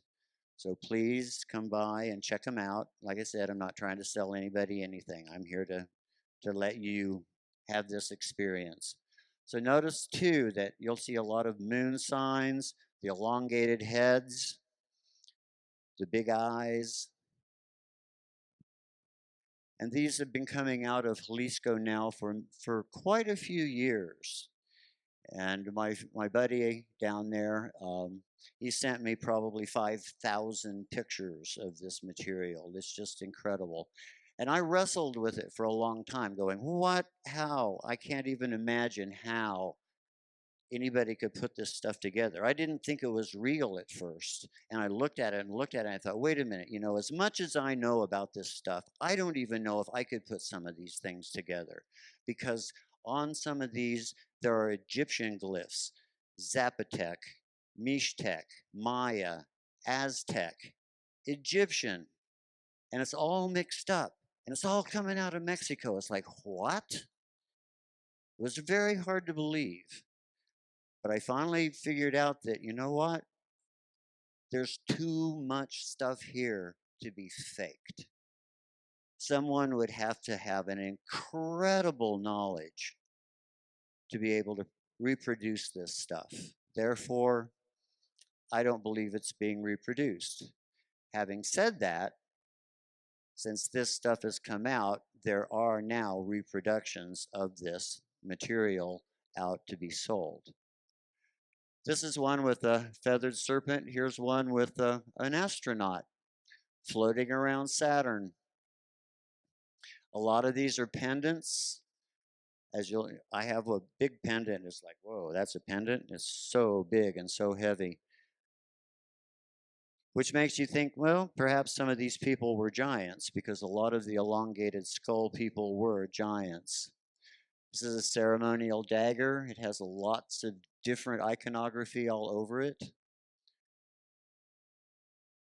And then these are pieces that are coming off of the cave walls. Okay. So here you have an astronaut. You have like the shamanic figures offering up lingam stones. You have flying saucers, UFOs. You have a variety of different alien-looking creatures. And then you have a lot of this glyphics, which we're attempting to figure out right now. Mark has gone to Egypt and Germany. He's been working with a lot of the epigraphers so that we can potentially decipher some of this. Here's one with an Egyptian goddess. And there are two slides of this one. You also see there's the calligraphy on the bottom, the Horus eye. So that's what I mean by this stuff's coming out of Mexico, but yet these images are from around the world. So it's hard to explain how this happens, okay? But they're beautiful, beautiful pieces. This is just exquisite with the winged figures. I have a couple of them on display. Uh, it's hard to say anything about these because they're so outrageous. They're so awesome. I have a winged figure like this guy. You see, this is a pendant also. I'm wearing one right now, although you can't see it because I had to, I had to cover it up while I was drumming. um, but those are the glyphics. Now, this is the one I have here now. This is one of the largest of the alien skulls I've ever seen. He has about 5 or 6 different aliens carved all around him. Plus, he has this huge back that is nothing but the calligraphy and the glyphics. And like I said, those are things that we are attempting to decipher right now. And I only have a few more here, so we're kind of wrapping it up. But I also wanted to show you that these are the sides. This is the bottom of that skull. And so you see he's holding a skull very similar. And he, too, that one, has the same type of skull head, incredibly elongated. You see these other images. So here's some of the glyphics on the back. They look like pictographs. Some may look like Egyptian, some may look Oriental. And this is part of what we're studying to see if we can understand any of this glyphic writing. At this point, we haven't really figured out that much of it. There are a few things. Now you can see how big he is, and he's out there on our display, so I invite you to come check him out. I take these skulls around to several different places around the world, and we do events. And here is a variety of the pieces that have come out of Jalisco. You can see some are inlaid with different other gemstones. So at this point, thank you for all your time, your patience. We've kind of gone off schedule, but I thank you very much for your attention.